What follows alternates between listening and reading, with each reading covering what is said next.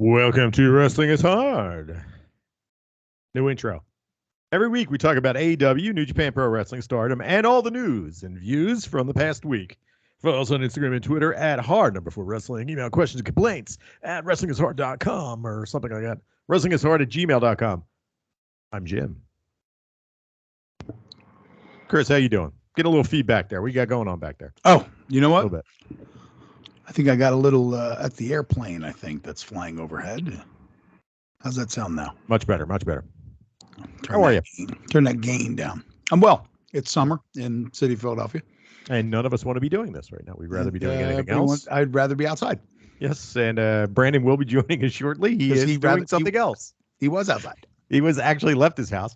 I was out in the yard, did a little grilling, a little chilling. We doing this? But it's an important episode. This is a very big episode. We don't expect it to be this warm on April, whatever, what are we on, 4th, 3rd? April 4th. You know, it's the big WrestleMania review. And listen, sure, we're going to get some new listeners for this. And we will talk about WrestleMania, but we have other stuff to talk about too, because if you're new to our show and it's your first time listening, we don't cover WWE. I mean, if you like WWE, power to you. I think of the three of us, Brandon's not here right now. I think Chris is I would say, most involved in WWE, and he watches none of it. No, I'm involved in the social media level. Right, Sorry. Clips. Yeah. Videos available on social media. He's the one that keeps us abreast of what's going on. And we will be relying heavily on him tonight. And I have some questions for him, and we will get to that point. We will get to that point eventually. Jimmy, I think that most of those answers are going to be, I have no idea. Yeah, especially after this WrestleMania, which was pretty fucking interesting. Yeah. And I've got some thoughts on this. And I have a little rant ready, which I don't think is going to be too crazy, but you may be surprised at who I'm going to yell at. Surprisingly, it's not booking. But yeah, we have other stuff we want to cover. And I just want to go through it really quick. And we're going to talk about some other stuff. We will get to New Japan Pro Wrestling, or not New Japan. I wish we were talking about New Japan more often, but we will get to WWE and we will talk about WrestleMania. But first off, I just want to go through some stuff real quick. Some news that's coming out. Stardom, their big show. They pretty much announced the entire thing. It's Stardom's All-Star Grand Queendom. It's happening on April 23rd. And real quick, should I do that first? You know what? I'm going to do New Japan first. I said, okay, so we got the card for New Japan's Sakura Genesis. It's happening next weekend, which we will cover in 2 weeks. Let me go through the card real quick. You ready for this, Chris? There we go. There we go. You stop me. You stop me when you hear something interesting. All right. Okay. The Shinichi Champion Grand Prix Celebration 6-man tag match starts off the card. Question mark and question mark versus question mark and question mark versus question mark, question mark, question mark, and question mark. Awesome. Mm-hmm. Next Isn't he dead? All the question marks? They might be dead by the time of the show. I have a feeling it's going to be a bunch of old guys coming out there.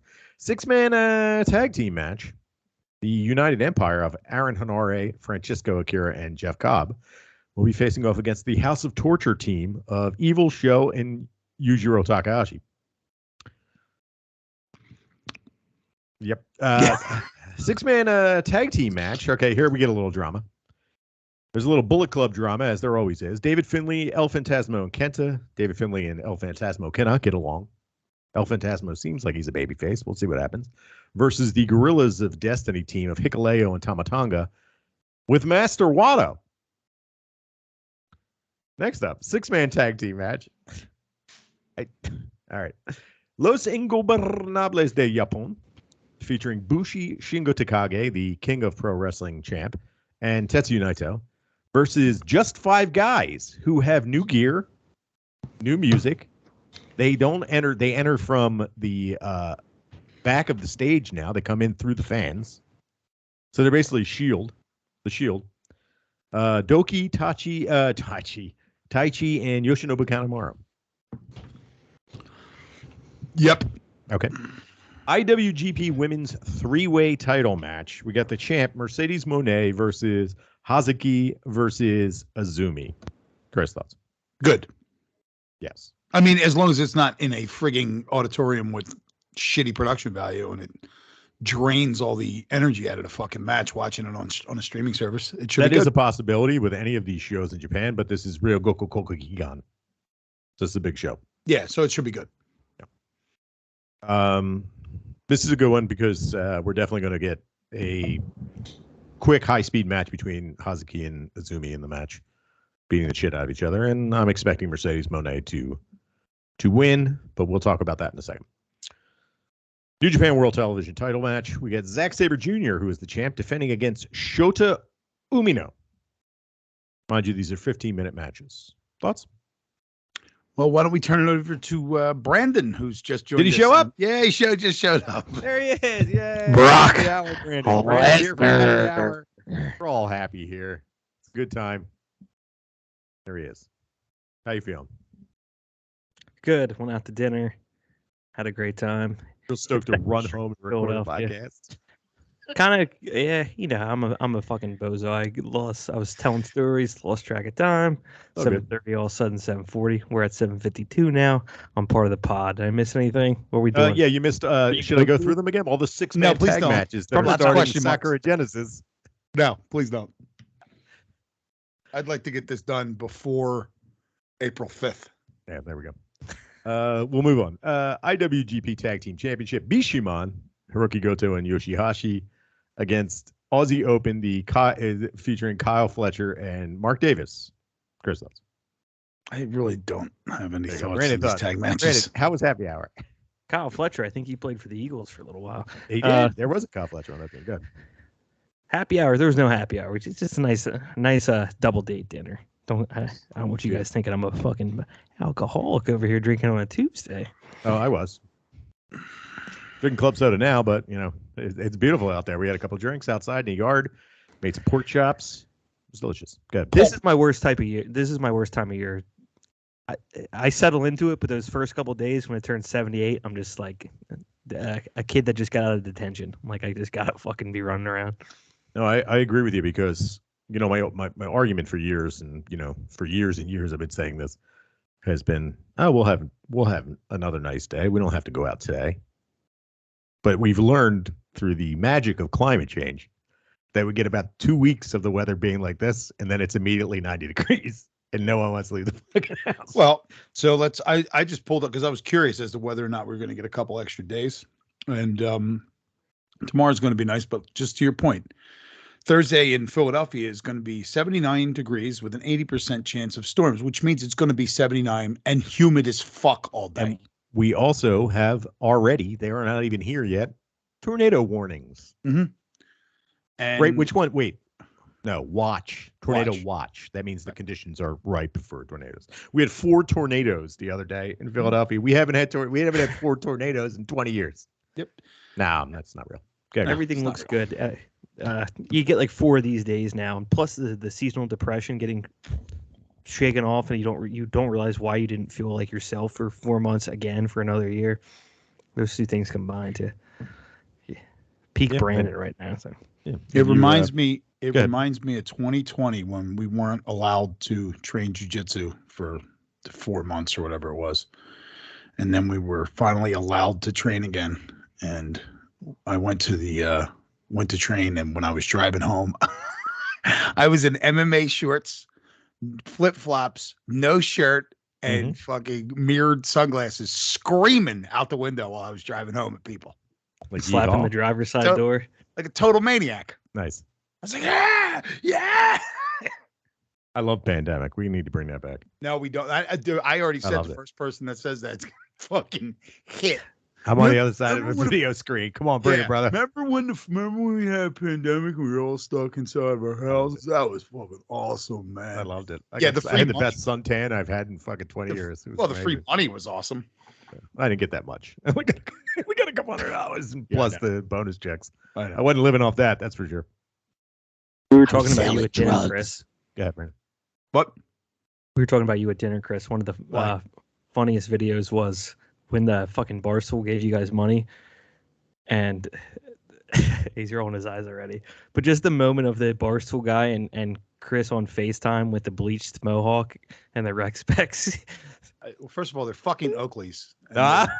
$700 fucking dollars. Rec specs are like $80 at Modell. So let's get that straight now. All right, baller.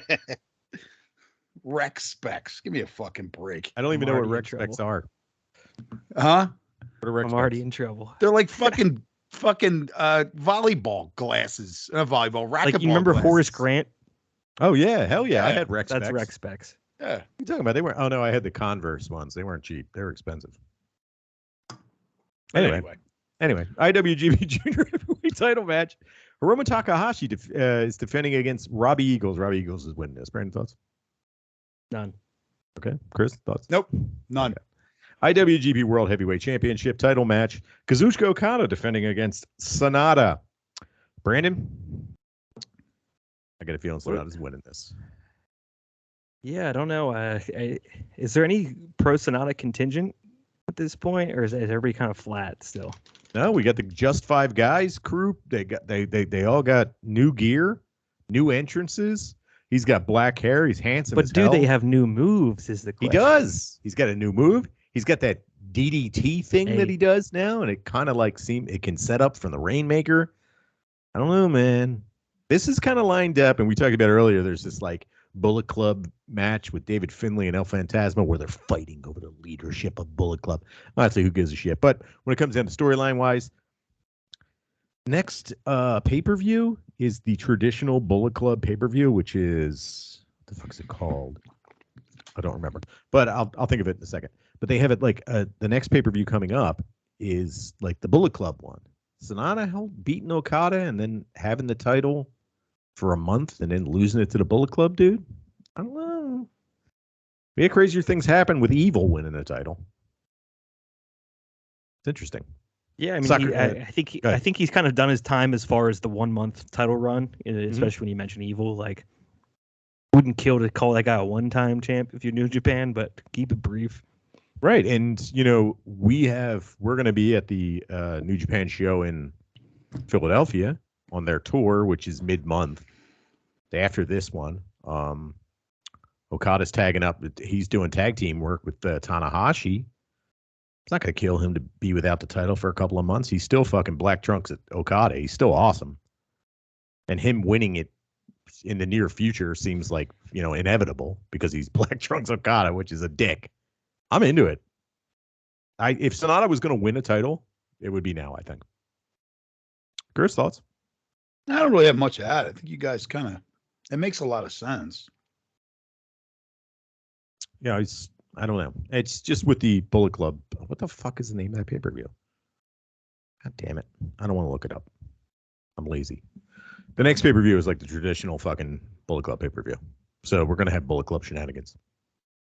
So I stopped New Japan Collector. That's how I was learning all the new pay-per-views that were coming out. Hell is the name of the next one? So wait, we're going to Cyber we're going Attack to Genesis. No, it's not. It's Sakura Genesis, and then it's named after the Castle. God damn it! What the fuck is it called? No, Castle Attack's after, or not Castle Attack. Yeah, it's Castle Attack. It right? is Castle Attack. That's after G1 Climax. Hey, new listeners, are you enjoying us? Try to figure this out. It's probably a lot of fun. No, nobody else is going to do the work for me. All right, let me stop everything I'm doing and look it up. I think Brandon is doing the work for you over there. New Japan No, PPVs. we could just never know. I'm fine never knowing. Okay, we never know. It is called. Here we go. Ready? Nope, that's not it. Oh, it took me all the way to 2020, 2027. It is called. Ready for this?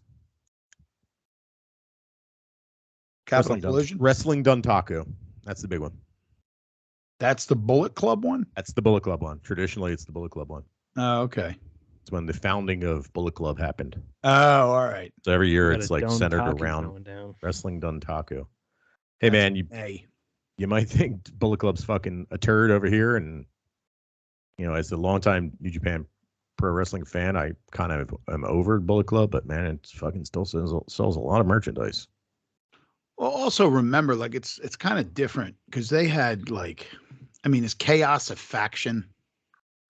It is. They sell fucking towels and shit. What I'm saying is but is there anything like really revolving solely on the fact that Chaos? No. It's Chaos. No. So they're looking at it in a different way. It's just a merchandising, a marketing thing that people are kind of into it. Maybe they like the logo or maybe they like the idea of it. But when it boils down to it, they don't care about whether or not they're in a foot. It's like a group of dudes. You know what I mean? I don't know. It's right. It's like Jushin Liger. Wasn't he in Chaos? No, he was in Huntai. Oh, no, they were in GBH. There you go. go. GBH. Okay. Great Bash Heel. R.I.P. Great Bash Heel. Tanahashi was in that.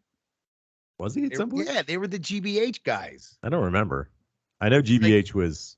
It was like Goto and Tana and Jushin Liger. It was like all that crew. Like I think like Tenzan and all those guys were in it. You sure about that? I think that's Hantai. Oh, GBH is Togi Makabe. It used to have Tenzan in it at one point. It was like a heel faction. Then they became babyface. Well, that's what I mean. It was a heel faction. For some reason, I thought. But we're talking like it was relevant in like 2014. Great Bash Heel. Yeah, Brandon, thoughts? Tentaku, Sunday or holiday it means. So it's a wrestling holiday. That's what we're going for here. There you go. A holiday from wrestling. No such thing. Yeah. Sorry, Chris. And that's right. Chris. I just looked up the GBH, and there are 2 members left. Yeah, it's fucking what's his name? The blonde-haired tan dude that broke his neck. It's Togi Makabe and Tomoyaki Hama. Tomoyaki Hama. Yeah. There you go. Speaking of GBH, were you guys around the GHB era? What's GHB? GHB was like going out of style when I was a kid, like the drug that you would take, like a liquid fucking sedative. No? All right, I remember it. I never took it. GHB, I don't know. Yeah, I do remember it being people talking about it. I remember DMT. Where's the bum? Oh, that's right. Let me bring up that app. GHB Street. Forgot about that. Oh man, look at that one. Oh yeah, GHB was liquid ecstasy. Okay, yeah. Yeah. Gamma hydroxybutyric acid. Butyric. Yeah. Butyric. Gamma hydroxybutyric acid. Nice. Also known as, for the kids out there, also known as G, Georgia Homeboy, Goop, grievous bodily harm, Liquid X, Scoop. Wait, it's GBH, not GHB. Yeah, but they were calling it. It's GHB, but they said GBH on the thing here. Okay. Yeah, it's grievous bodily harm is GBH, but it says it here. I'm just reading it off the DEA website. Because there's a band called GBH, right? Yeah, the old punk band. Yeah, why I was trying to tie it together. Scoop and liquid ecstasy. Got any of that? You could actually go out, Brandon. We could be like, "Yo, man, why don't you scoop some of that goop? Scoop me some of that goop. What's going on with you tonight, man? I took a scoop of goop. I took a scoop of goop, man. I took a scoop of goop. Well, it's liquid X, so it's like, I took a scoop of goop. Good times. Yep. Drugs. There you go. They made my life make sense. Final thoughts on New Japan Pro Wrestling. Sounds sick. Oh, we're gonna watch it next week, by the way. That's gonna be what we're gonna cover. Great. So excited. Oh my god. All right. So I started talking about it. Stardom's All-Star Grand Queendom. We got the card. Here we go. We're getting a Yokohama Rumble. Good luck with that. Let's see what matters. Blah blah blah. I had said that Mei Hoshizuki was going to come into New Japan Pro Wrestling. They announced that. Starlight Kid is going to tag with Mei Hoshizuki, who is now known as Mei Sierra. So guess what? I'm right. We get the Himika versus Maika Goodbye Himika match. We get a tag match. Big news. We get Prominence. They're going to defend a 6-man tag match against Kairi, Natsupoi, and new signing Saori Anu. You guys may not know her. You will know her. She just signed. Stardom is continuing to sign every single fucking independent wrestler out there in Japan. Say goodbye to independent wrestling Japan. It's done. Goodbye. Series facing Chihiro Hashimoto. We get Mercedes Moné, who's going to defend the IWGP Championship. Well, I'm sorry. She didn't win yet. Mercedes Moné is facing Izumi and Hazuki at Sakura Genesis. She will defend against Mayu Iwatani. That's been announced. At a press conference, Mina Shirakawa versus Saya Kamitani, where Mina Shirakawa spit all of the black goo from her heart into her face during the press conference, which was fucking disgusting. So we're finally getting that match. And the main event, singles match for the World of Stardom Championship. Tom Nakano and Julia decided to have a press conference. Tom broke out an envelope with Julia's hair from a hello 2 years ago. She's been saving it. Julia called her a disgusting stalker. Tom Nakano and Julia got into a fist fight. Julia headbutted her and busted her fucking head open. Yeah, I'm fucking ready. Brandon, thoughts? Yeah, a lot of good stuff there. Wouldn't just breeze over the Himika going away match. I think that'll be fun. Another question for you, Jim. The new signing. What's her name? Saori Anou. Or Anou Saori. Saori Anou. Do we have a card out yet for her? If so, do you have your paws on it yet? I don't have it ready, but yes, I do have cards for her. Okay. It'll be the last time we get a card for her because she's going to Stardom and we off the board. She's got two cards because she's got two characters. She's got a good guy and a bad guy. She wears black in one, white in the other. Thank you very much. Tune in anytime for my card reviews by Jim Lardani. Hey, this is an investment podcast as well, as far as I'm concerned. This card is fucking stacked, dude. We're laughing about it now, but when it comes time for it, like the way they were hyping it up, especially, Jesus Christ, dude. Julia's fucking insane. Her headbutting, she headbutted Tom Nakano while she was on the ground. It was fucking disgusting. These girls need to stop headbutting each other. Like people were saying, like, oh, Tom Nakano cut her own head open, like she gigged herself. Dude, you should see first of all, the cut is in the middle of her forehead, and there's a fucking knot, and blood is just running down her face. It is nasty. We're gonna talk about cuts in a little bit. I can't wait for that. I can't wait to talk about WrestleMania. That was fun. Chris, any thoughts? Questions? Concerns? No. Yeah, looking forward to some good wrestling, but other than that, I really don't have any insight on what's happening. I really do wish they would stop headbutting each other, though. That's really stupid. I'm a big fan. I mean, look, brain damage for everyone. The removal of since they perfected the removal of the brain and putting it back into the human body, they really don't have anything to worry about. So I don't know what I'm talking about. He won the Ring of Honor Pure Championship. Yeah, no shit. Talk about that in a minute. So there you go. There's not many Bowflexes anymore, too, so it's out of the picture. Yeah. RIP. Yeah, let's move on. Now, real quick, we're going to talk about Dynamite. We're not going to spend a lot of time on this because we're going to spend like a fucking hour on WWE. So let me go through the card. AEW Dynamite live from St. Louis, Missouri in the Shell-Fets Arena. Beck Perry defeats Matt Hardy. And then him and MJF get into it. The Blackpool Combat Club beats the living shit out of fucking Dalton Castle and the boys. Less than 50 seconds. This was fucking awesome. IWGP United States Heavyweight Title match. Kenny Omega defeats Jeff Cobb in about 14 minutes. We will cut it off here because Blackpool Combat Club comes out, starts beating up Kenny Omega. Bryan Danielson comes out, tells him to lay off him, leave him alone. Bryan Danielson hits him with the knee. They all start beating the shit out of Kenny Omega. Nobody saves Kenny Omega. And Bryan Danielson stands over Kenny Omega, punching him in the face and going, "You're what's wrong with pro wrestling. You're the problem with pro wrestling." Ooh. Brandon, thoughts? That was fucking awesome, Brandon. Well, I dumped my time into AEW All Access instead of watching Dynamite this week, which I have a couple thoughts on, but you guys go ahead and cover this. Chris?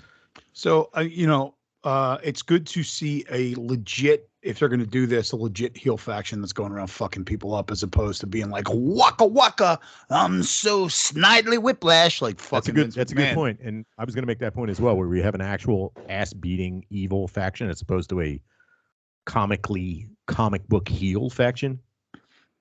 I'm enjoying this. Go ahead. Yeah, I agree. I really don't have much else to add. I think that, there is no situation in which Dalton Castle and the boys show up and do not get the shit kicked out of them by anybody. That's why the boys are there. So it made perfect sense to do that against him because it doesn't make him look bad. he's got these two scrawnies with him that really aren't wrestlers. So they end up getting the shit kicked out of them all the time. So yeah, I mean, and I'm just curious. This is good. I'm enjoying this, and I love this. You know, Bryan Danielson's going to play into the people that don't like Kenny Omega because he doesn't wrestle right. Yep. You know, and look, I say that about Kenny Omega, but I never say he doesn't wrestle right. I just don't like his antics outside of his wrestling. It takes me out of it. You know, when he talks to nobody, yep, whispering to no ones. So that's different, but yeah, this should be fun. This should be good. I want to see where this goes. I'm interested.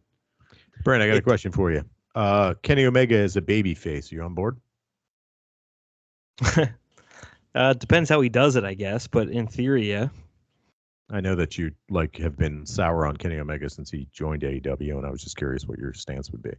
Yeah, I mean, he's better when he shuts up. I think that's probably his best move. I think I don't know. Would you consider him a baby face? Well, he is in this. Right now, he's a baby face. Right, Chris? Yeah, 100%. Yeah. 100%. He's going to be a Blackpool baby Combat face. Club are the heels now. They're establishing themselves as heels. Claudio's doing a fucking fantastic job as a bad guy. He's barely talking, but he looks like a fucking prick every time he comes to ringside. Kenny Omega has this strange space where he puts himself, where he's really cool, it seems like, as an actual human being, but somehow can't translate that into seeming like a reasonable person as a wrestler. So maybe it's about time he sorts those two things out. I could see it working. I think about when Kenny Omega was at his peak. I mean, for an American audience, it's probably now, but when he was facing against Omega and Tanahashi and those guys, it's when he separated himself from the whole cleaner, like the corny, cleaner bad guy gimmick of the Bullet Club. When he started to step above that and he was bigger than that, was when he was more interesting, I found. I think he's more inclined to be a babyface. It's one of those situations where a lot of times in pro wrestling, you'll have guys where they can't figure out their character and they don't find themselves until they turn into bad guys.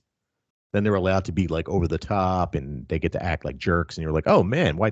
Roman Reigns is an example of it, where he was a babyface for years. Everybody hated him. When he turned to a bad guy, now everybody loves him. This is the different thing. I think his idea of a bad guy is just too cartoonishly anime villain bad guy, and it's not realistic at all. He's just silly. Chris? Correct. I agree with you. I was going to make that point. I think that the weirdest thing with Kenny Omega is that, well, so first of all right, so it boils down, I think, to this. You know, you go back to a lot of these guys. I don't know how old Kenny Omega is. I would assume that majority of wrestling fans nowadays, their earliest memories of what they loved as pro wrestling is, NWO, DX, Attitude Era and Monday Night Wars era, right? Kenny Omega's 39, just to chime in. Okay, so I guess he's probably leading up to that. So wrestling wasn't all that great, and then that was the best that he saw from that point, right? So let me see. I can say this quickly. Okay. I listened to an interview years ago with Bruce Pritchard from when he was in TNA. And guys would come into the ring and they would never look at their opponent. They would just go up and do their thing on the turnbuckle, right? And when he would give them shit about that, you're just not going to acknowledge the fact that there's a guy that wants to kick your ass across the ring. You're going to ignore him and you're just going to walk right past him. And some of their responses were, Stone Cold used to do it. Stone Cold does it. Stone Cold never did it. Stone Cold stared at you the entire time until he got to that thing, and then he looked back at you and got back down. He always paid attention to you. When you look at the NWO, right? You look at Scott Hall and Kevin Nash. They were silly. But they were silly basically saying, we are so unconcerned with you that we're going to act like jackasses, but when the shit hits the fan, we're going to kick the dog shit out of you. So there was a level of seriousness to it, along with the comical aspect. But the comical aspect wasn't, I'm funny. The comical aspect was, I'm a dick, and I don't consider you a threat. So I'm not even going to behave like you're there. I'm just going to mock you the entire time. and I'm going to use this to get you out of your game, like running your car off the road. Then what happens is that people see this type of thing, and I think it happens in everything. They see something and they perceive it a certain way, and then they try to apply what they've seen into what they're going to do. But they don't pay attention to the nuance of what's going on. It's just a broad spectrum thing. So when you get heels who are wacky and they're bad guys, but they're acting wacky and they're behaving like rascals, it's because they only see Scott Hall doing the fingers. It wasn't like he was really acting like this. He was acting like a dickhead to provoke you into doing something fucked up so he could capitalize on it. Right? That's the kicker, not the message. Yeah. Right. That's the thing that just like, so I'm behaving like this to get into your head, but that's not really my personality. My personality is I'm going to fuck you up when I see you next time. Now, a lot of them do this where this is my personality, waka, waka, waka. And I think that's where Kenny Omega misses it, because especially since, if you ever watch interviews with actors or whatever that play villains, they're always like the ones that make the greatest villains are the nicest guy ever. You would assume Kenny Omega, coming off like such a good guy in all these different situations that you find him in, would be able to play a heel fucking great, because it's actually much harder to play a babyface. Everybody will tell you that because people just immediately shit on you. It's very difficult to be more than one-dimensional when you're being the good guy. The good guy is righteous. There's really nothing more to it. It's very hard to give it nuance. But bad guys are fucking easy. But they focus on the wrong things. They don't focus on the ends, right? They focus on the means, and the means don't come off that well unless you focus on what your end goal is. And I think that's where Kenny Omega was like, I think there's no way that, long answer short, sorry about that. I think that there's no way that Kenny Omega plays a babyface poorly. I think if he just plays a babyface, acts like himself, and just stays driven or he's focused on an end game and he's pushing towards that end goal, then he'll be a good babyface. It's when he tries to add all that nuance without understanding the end of it. When you saw him in New Japan against Will Ospreay, then you got this almost heel character that has these tendencies of kind of like doing this kind of dastardly shit, but at the end kicks your fucking ass. And I think that's what's missing. Somehow that gets lost here. And I think a lot of why it gets lost is because of the whole elite thing. And I'm not going to sit here and shit on the elite. I'm not going to do it. But it's the nature of the characters that they play, that they're so wacky all the time that they can't dump it at any point unless they're not together. Well, from the news we're hearing is that the elite's pretty much done because one of the Jackson brothers tore his bicep and he's out for months. So at least that's a separation there, whether it's forced or was designed. We're going to get a little separation there. Brennan, any final thoughts on this? No, I thought that was excellent, Chris. Yeah, well done. That was really well put. Thank you. One point I do want to make, though, just to counter Chris's point, is that I think Kenny Omega's idea for a heel is very designed, and we've talked about it before, where he's trying to be he's trying to be an anime villain. That's what I think it is. That's what I think. Well, I mean, his whole gimmick is Sephiroth, but he's trying to be like an over-the-top, like he's trying to be Frieza. He's trying to be, some silly fight anime fucking bad guy. It just, in real life, it doesn't come over right. It just seems silly and stupid. Okay, but if you dumbed it down, right? Of course, then it'd be fine. I mean, all he's missing is get confused, like the Jackson brothers say something he doesn't like, and the teardrop appears next to his head. Yeah. Even I think that the Sephiroth thing could work if there were some steps to it where you could wrestling's supposed to be exaggerated versions of real people, for better or for worse, but you have to start by kind of psychologically understanding the person. I can't wrap my head around Kenny Omega as Sephiroth now because there's been no work put in to get there. He just, this would be cool if I did this. That's what there's no connectivity. Right. He doesn't develop it over the course of time. He doesn't become that character. He's just that character. I'm Sephiroth this week. And then he goes to New Japan, or then he's like a baby face. Well, okay. For example, he goes to New Japan, and Chris made this point. He goes and he fights Will Ospreay, and he's definitely the bad guy in that match, even though Will Ospreay's kind of a heel. But he's doing all kinds of evil shit. And now he's a baby face again. Now, when he goes and faces Will Ospreay, which we're assuming he's going to face Will Ospreay at Forbidden Door 2, is he a bad guy again?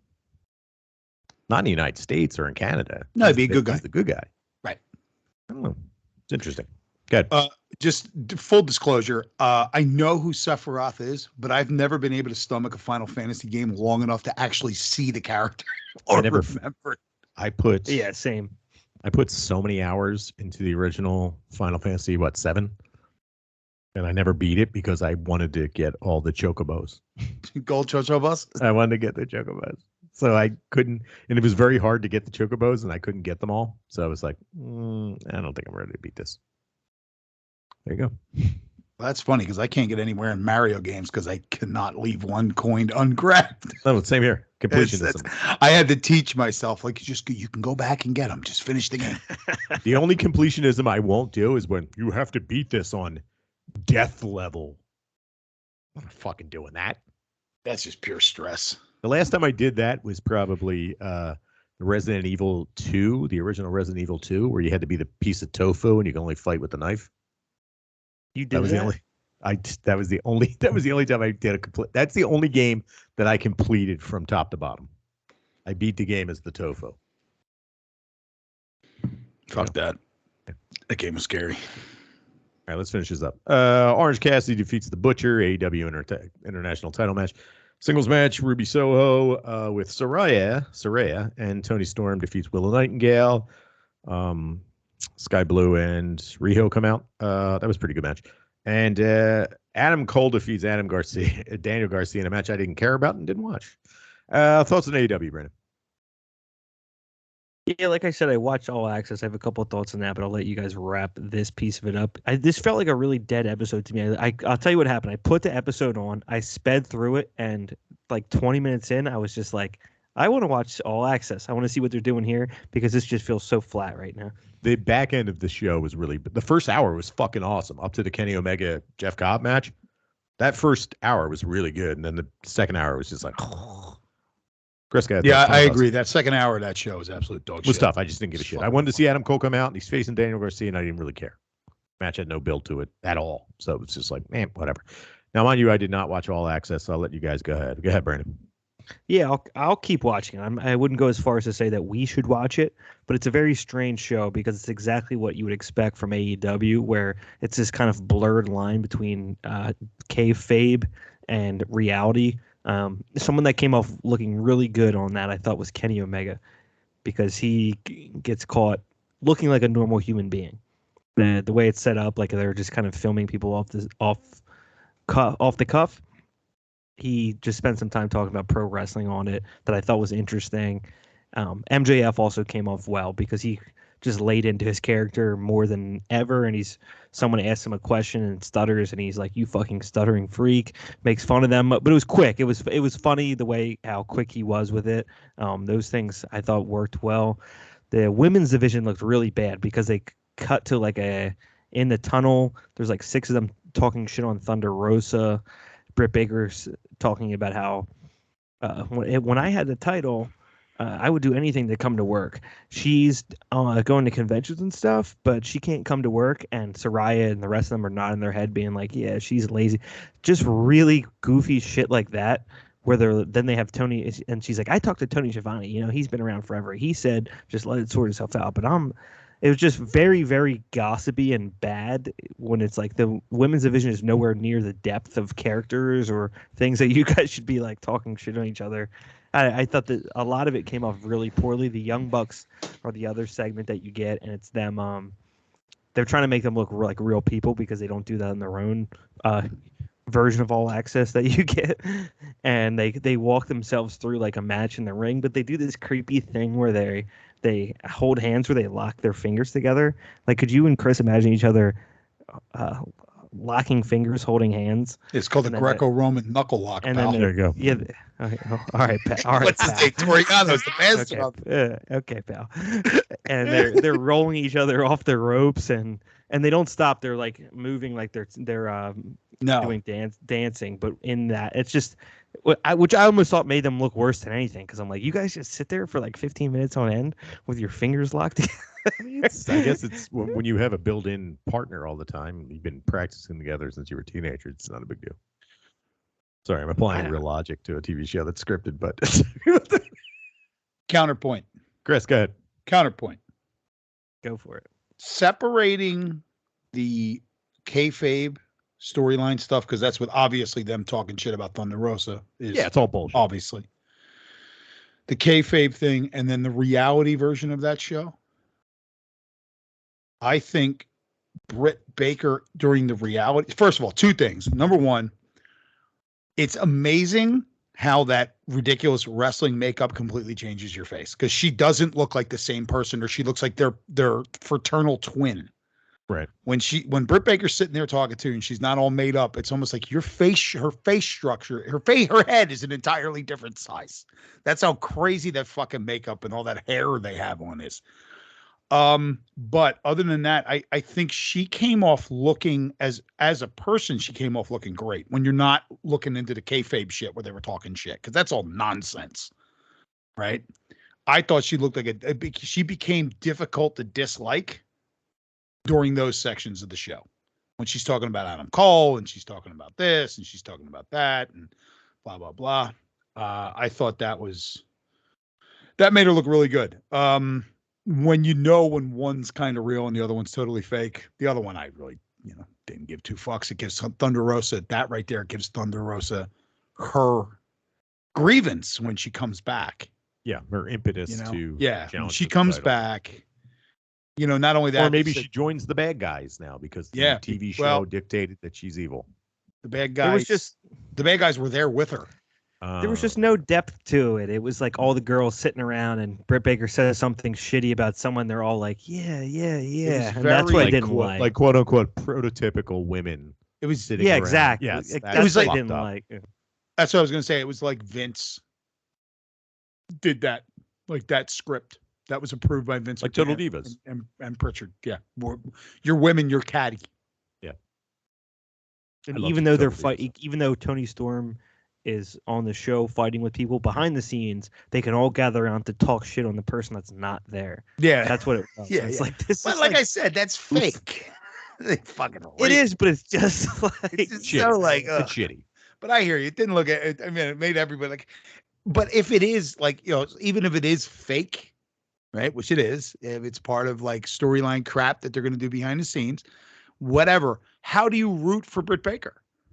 If it's storyline crap, how are Britt Baker, like now the lines are like, what are we doing? Like what, now that you're saying this, it's like, the lines are all right. The lines are blurred, but how blurred are they? What's going on? Because now, I mean, okay, so I guess that's the move. We're supposed to believe that what she's saying is legitimately what everybody's thinking. And this is a real candid conversation that they're having because the people that don't like each other on TV are actually talking to one another. So this must be real. I won't watch it. I thought it. I found it strange, just like you said. Like Britt Baker did come off for a lot of it, but there was these specific this was 12 of the 40 minutes where it's like if you were watching AEW, Britt Baker not great in the ring, didn't have a great title run, and then so you zoom out to this now all access level of get to really know her, and even at that level, she's like kind of sucks. Yeah. It's like, where are we going with this? Questions for you. You guys watched? I did not. Mm-hmm. Danielson? No. Mox? No. It was the OGs, like a Sammy Guevara crying. They do a Tay Mello segment. Paul White? Yeah. Let me think. Ethan Page is very important to me. No. The Hangman. No. Eddie in there? We can tell you. No, We I don't just think told you you could who get was him in to there. do That's that. all. That was it? Yeah, that was in there. You saw some people in the backstage. I think you may have saw Danielson backstage, but that was about it. No Riho. No, none of those people. So did Ever you get we a have a preview for name, the so next no. week? I don't know. I can't remember. Yeah, I think we did, but like Sammy Guevara going, "Oh, I'm supposed to get a title shot, and now I'm not booked for 3 weeks." I don't care about the show. The show sounds terrible. No, it's terrible. It's a bunch of people I'm not interested in. It's What the fuck do I care? Well, I think they'll probably rotate. I wouldn't say that you should care. Like I just let it off with, but I would say that I cared more about this than the 2-hour Dynamite episode because I'm like, well, let me see what they're doing with this. But it's the whole problem with the show is that there's all of the lines are blurred in the strangest of ways. So you zoom in farther, it just gets even goofier. Right. Oh boy.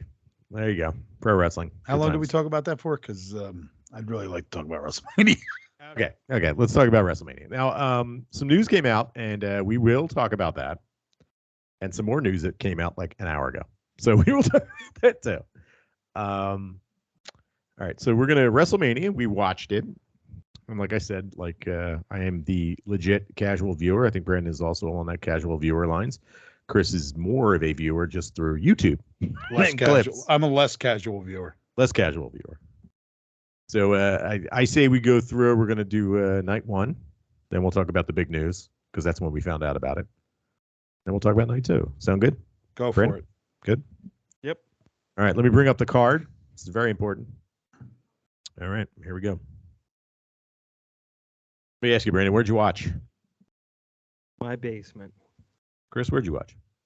On YouTube. They're on clips. Night one. I was at work. I barely watched it. I watched it Sunday afternoon. I barely watched it too. Number 2. All right, here we go. Let's start the show live off. now. This was yesterday, You last night. I didn't watch night one live. Fuck that. No. I watched it before I watched night 2. I got to work and I put it on. Here we go. WrestleMania from the casual viewer standpoint. Here we go.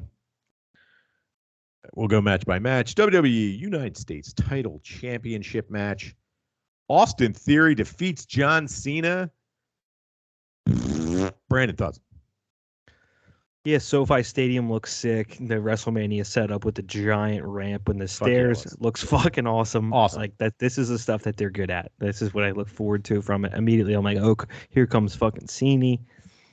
Crank it out. Okay. Where he's got all his kids up there. He's saving lives. He looks old. Like he has looked old. This is the first time at WrestleMania I'm seeing him looking old.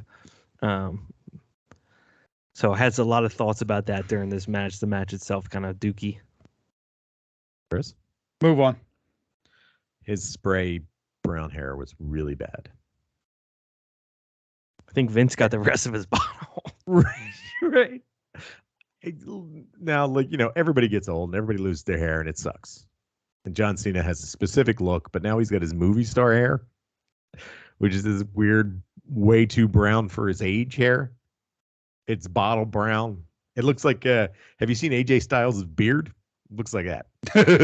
He's aged in a weird way where it looks like he has a John Cena rubber mask over his own head. Yes. Like he's lost some mass, but he's still ridiculously fit. But that fucking hair, man. Got to do something about that. I'm sorry, you're on TV. You got to do something about that. Like, as normal human beings, we're allowed to lose our hair, but if you're on TV, man, you got to fucking do something about that shit, right? John, hit me up. All right. Hit me over some hymns. I got the hymns. I got the hookup on the hymns. Come on, boss. Yeah, I went to the doctor the other day. Got the check up. They told me I had high blood pressure. It's probably because of the 20 glasses of coffee I came in. I drank before I went in there. Then when they gave me the rundown of drugs I took, I forgot to mention the hymns. I had at the end. I was like, oh wait, I take the hymns. Like, you call it the hymns? Please tell me you called it the They hymns. went, ooh, okay. Down. It's also funny to go for your biannual checkup and not be at your base state. Like, I had 20 cups of coffee. Let me see how this goes. Yeah, your blood pressure's a little high. Do you take drugs? No. Hydrochlorothiazide coming your way.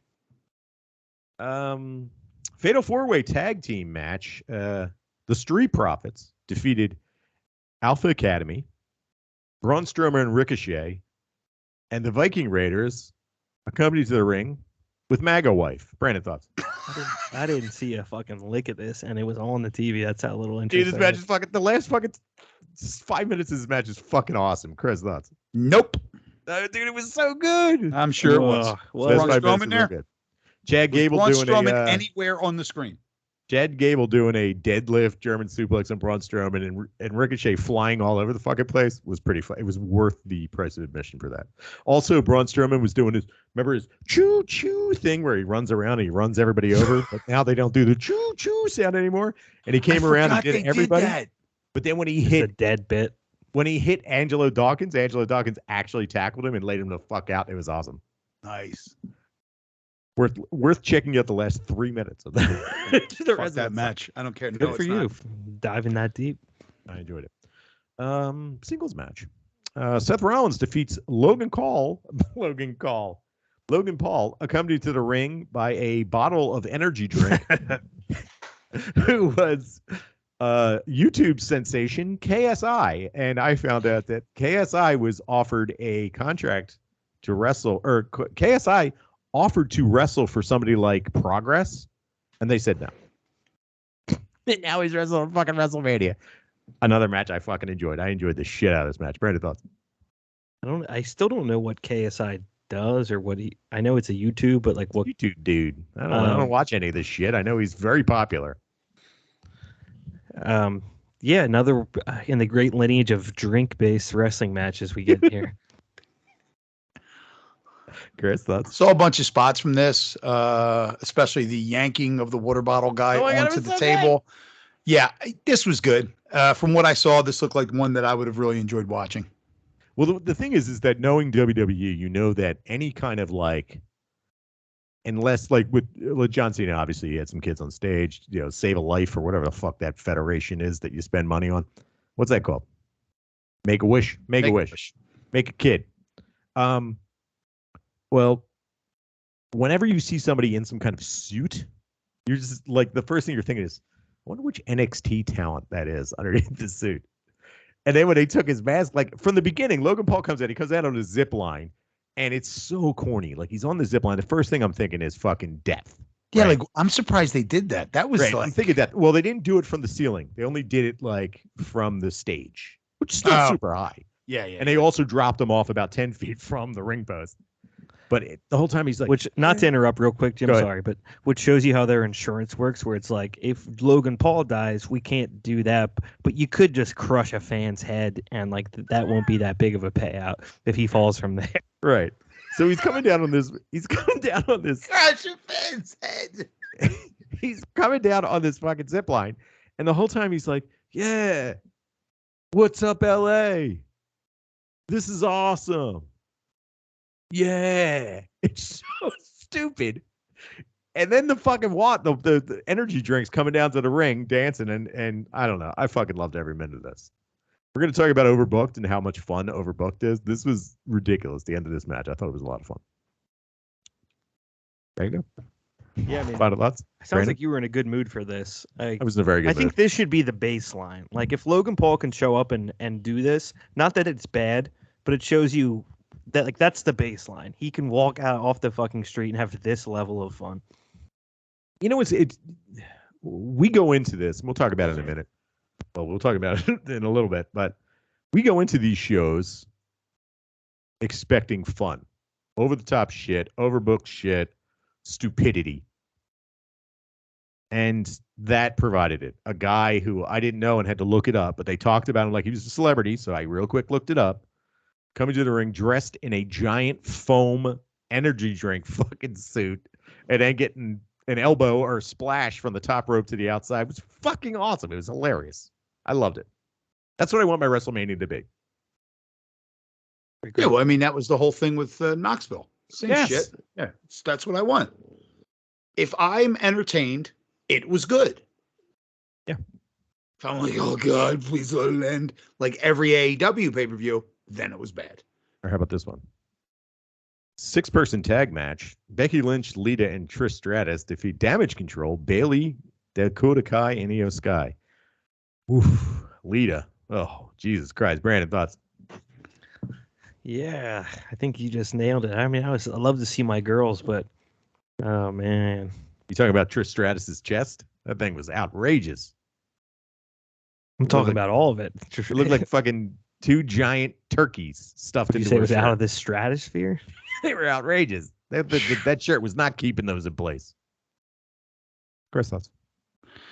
Lita, who I think got her face busted pretty bad because I saw her last night and the whole side of her face was swollen. No, black and blue. It looked like she had a black eye. Yeah. And also somehow they're tag team champions. So maybe Becky Lynch and Lita. Oh, I didn't. They must have won them on Raw earlier on in the night. I don't know. I didn't pay attention to that. That was I lost. didn't pay attention to that one. But yeah. Lita is I don't know how to say this and even sound remotely nice. So I'm just gonna say it. When you get to a certain point in your life, you can't be trying to flip around shit anymore, man. Like, just dumb it down. People are there to see you. Dude, she's 47. I just looked up. People are there to see you, right? People are not there to see you do the moves you used to do. They just want to see you. Jushin Thunder Liger wrestled until he was 53. He fucking didn't do any of that shit. No, he did it, and then he completely became a totally different wrestler. Fucking, what's his name? Doesn't do all the fucking ridiculous jumping off the top ropes that he used to do. The flat back bump on the drop kick. Danielson. Like, right. Danielson became like a grappler. You know? Sometimes you got to change your shit the fuck up. Yep. I train jiu-jitsu. I'm 47 years old. I'm the same age as her. I'm not trying flying arm bars and triangles. You know what I mean? I'm slowing you down and dragging you into what I want to do. We're not doing this. I'm going to be really slow about everything. This match stunk. It wasn't good. Final thoughts, Brandon. Brandon is, I think, taking a poop. So I'll give you final thoughts next. Brandon's back. Bailey. No, none. Okay. Bailey put a social media quote out there that said, sometimes you just fall out of love with the thing that you loved. But a bunch of people said goodbye to her. And she wasn't on Raw last night, apparently. Really? I mean, it makes you think. I mean, they were like, come what back. Does it make you think? Spoiler alert. We might be talking about the reason why she's leaving in a couple of minutes. But go ahead, Brandon. Yeah, that's it. What could that make you think, Jim? That she's leaving. Why? I don't know. What could be going on back? We'll talk about it in a minute. Singles match. Here we go, baby. Rey Mysterio defeats Dominic Mysterio. This match is fucking awesome. I loved every minute of this. I knew I was going to love it when they pulled up in LA with New York fucking cops. With Mysterio, with Dominic in the fucking back of the car, in the back of the paddy wagon, moping because he's emo. And for some reason, a Cinnamon Toast Crunch piece is dancing at ringside the whole match. Yeah. In the I'm going to beat the shit out of my kid match. Dude, I fucking love this. My wife loved it. She watched a couple minutes of this because we put it on Sunday morning. She was like, oh my God, it's so disrespectful. He's yelling and spitting at his mother. I was on board with this. I thought this was fucking great. Go ahead, Brandon. Yeah, not to spoil any best of, but this was fucking up there for me. Oh, hell yeah. This was so much fun. This is exactly what WWE is good at, where I know exactly what's coming. The paddy wagon comes out, the cops come out, and there's somebody sitting in there, but there's still this stupid lizard part of my brain that's like, who the cops got? What's this going to look like? And he comes out to just have a pretty nice sized booze, which is perfect. That's exactly what he's trying to do, and he earned them. And then his dad just really gets to bask. His son set the dad up for just the perfect moment where he gets to come out in the low rider with fucking Snoop Dogg. Snoop was great this whole weekend. Yeah, apparently. Oh, He's yeah. match. Oh, yeah, he was. Oh yeah, we're gonna get there. We're gonna get there. But let's just move through this. Yeah, this was a ton of fun. Chris. Fuck, I forgot what I was gonna say. Go ahead, Chris. So, look, I don't want to put words in you guys' mouth because you never actually said anything, but I got the impression that when I was running down what was going on with Dominic Mysterio and telling you how awesome it was, I was getting the impression there was a little like side eye, like, is it really that awesome? No, I've been hearing all over the fucking. And it's been fucking great. And this was the perfect way to end it. And you left out one key point. He whipped him. Yeah, he whipped the shit out of him. Fucking belt, whipped the shit out of him. This Beat his kid. This is what WrestleMania is fucking for. And then they all rejoiced. The rest of the family rejoiced. Yeah, they were good job beating that kid. Have a storyline, right? Where it fucking goes on forever. It disappears for a little bit. Ray goes to SmackDown because he doesn't want to be on the same show as his kid. It resurfaces later. It builds and builds and builds. Then you get to fucking WrestleMania and Rey Mysterio tears the kid a new fucking asshole, beats the shit out of him. Everybody's fucking happy. Yes. Right? Now, I'm not saying you have to end every storyline, but don't let them just muck along. Right. Which is what they do with a lot of their shit. Oh, now it's fucking... This was fucking brilliant. I love this fucking match. I think Dominic Mysterio has been fucking amazing. And I think everyone, look, when we know it, when pro wrestling, 90% of it is not good. Right. That's the reason why we call our podcast Wrestling is Hard. Right. It's hard to find the good shit. But that fucking 10% is when it works, it fucking works. And this worked. Yes, it did. Chris, I gotta say this to you though, and this all goes back to AAA, and we've discussed this before. Rey Mysterio, like 48 years old. Yeah, he's starting to get that old AAA barrel chest, isn't he? There, finally happened. Wyatt Senior. Yeah, it finally happened. I knew it was going to happen eventually. These guys eventually look like a trash can with legs and arms. Eventually. So how old is he? 47? 46? 48. He's 48. He's 48. So he's actually, all right, so he's either a year older than me or the same age as me, depending on when his birthday was. It was yesterday. So, okay, so this year. No, so I'm we're kidding. I don't know. So we're the same age. I've been watching that dude since he and I were 18, 19 17, years old. 18, yeah. Yeah, you were a little bit older. So I was probably like 17 or 18 fucking years old watching that guy. That's how long. 30 fucking years I've been watching this dude, and he's been awesome all 30 of them. He's one of the greatest wrestlers of all time. He is. He's amazing. And he's in the Hall of Who Fame. did you compare to him? You said somebody. Well, Leo Rush. Leo Rush is the next Rey Mysterio. He still is. Still is. He's still the next Rey Mysterio. He's gotta be the outlier. I'm getting that age with pro sports where it's starting to be like, this guy's my age. He's just looking good. 48 to 53, Jericho, I think is. It's got to be fucking fun for you two, like to see Mysterio out there doing this shit. Like you've done the whole time with him. Yeah, it's a good run. I love Rey Mysterio. Fantastic. He's fantastic. He's up there in one of the. I mean, legit. Like you say it, like but he's like his relevancy and his ability to be able to put on a good show and all this. So he never some of these guys, they start to look bad after a while, and they start to not really. Either they phone it in or they just can't do it anymore, but they keep doing it. This is a guy who he looks. Can I say that if you take the entire package, right, the everything you need to be a pro wrestler, he is as good now as he was when he was a young man. He's just as entertaining. Yeah, he's just a little bit different because he's older. Simplified his moveset. Yeah, but it has nothing to do with WWE. I think through WWE he has simplified his moveset. But when he was doing shows for New Japan, when he was doing Lucha Underground, which was fucking awesome, his run in Lucha Underground, his moveset was very similar. It's just simplified. Yeah. He doesn't have to do the crazy shit anymore because he's just fucking superstar. Everybody, we're here to see him to hit the 619. That's what we're here for. I was just gonna say that Stone Cold, Luthez press, punch him, give you the finger stunner, right? Yep. DDP, Butthole. diamond cutter.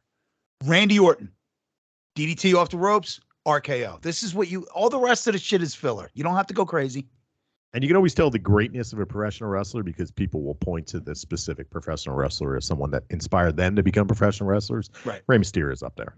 Like people Right. always talk about 100%. him as one of their inspirations. Fucking Io Shirai or Io Sky. Io Sky.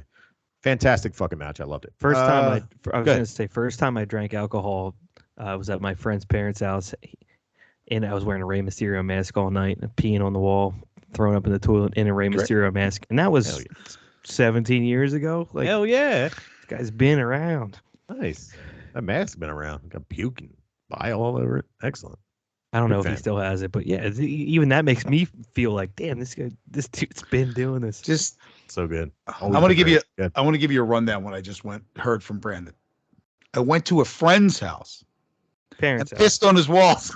Pissed on his walls. Nice. His friend's house. Well done. Parents' walls, yeah. WWE SmackDown Women's Title match. Rhea Ripley defeats Charlotte Flair. Just another fucking great match. Charlotte Flair taking that bump to her face and then getting scuff marks on her fucking nose was fucking awesome. Brandon, go ahead.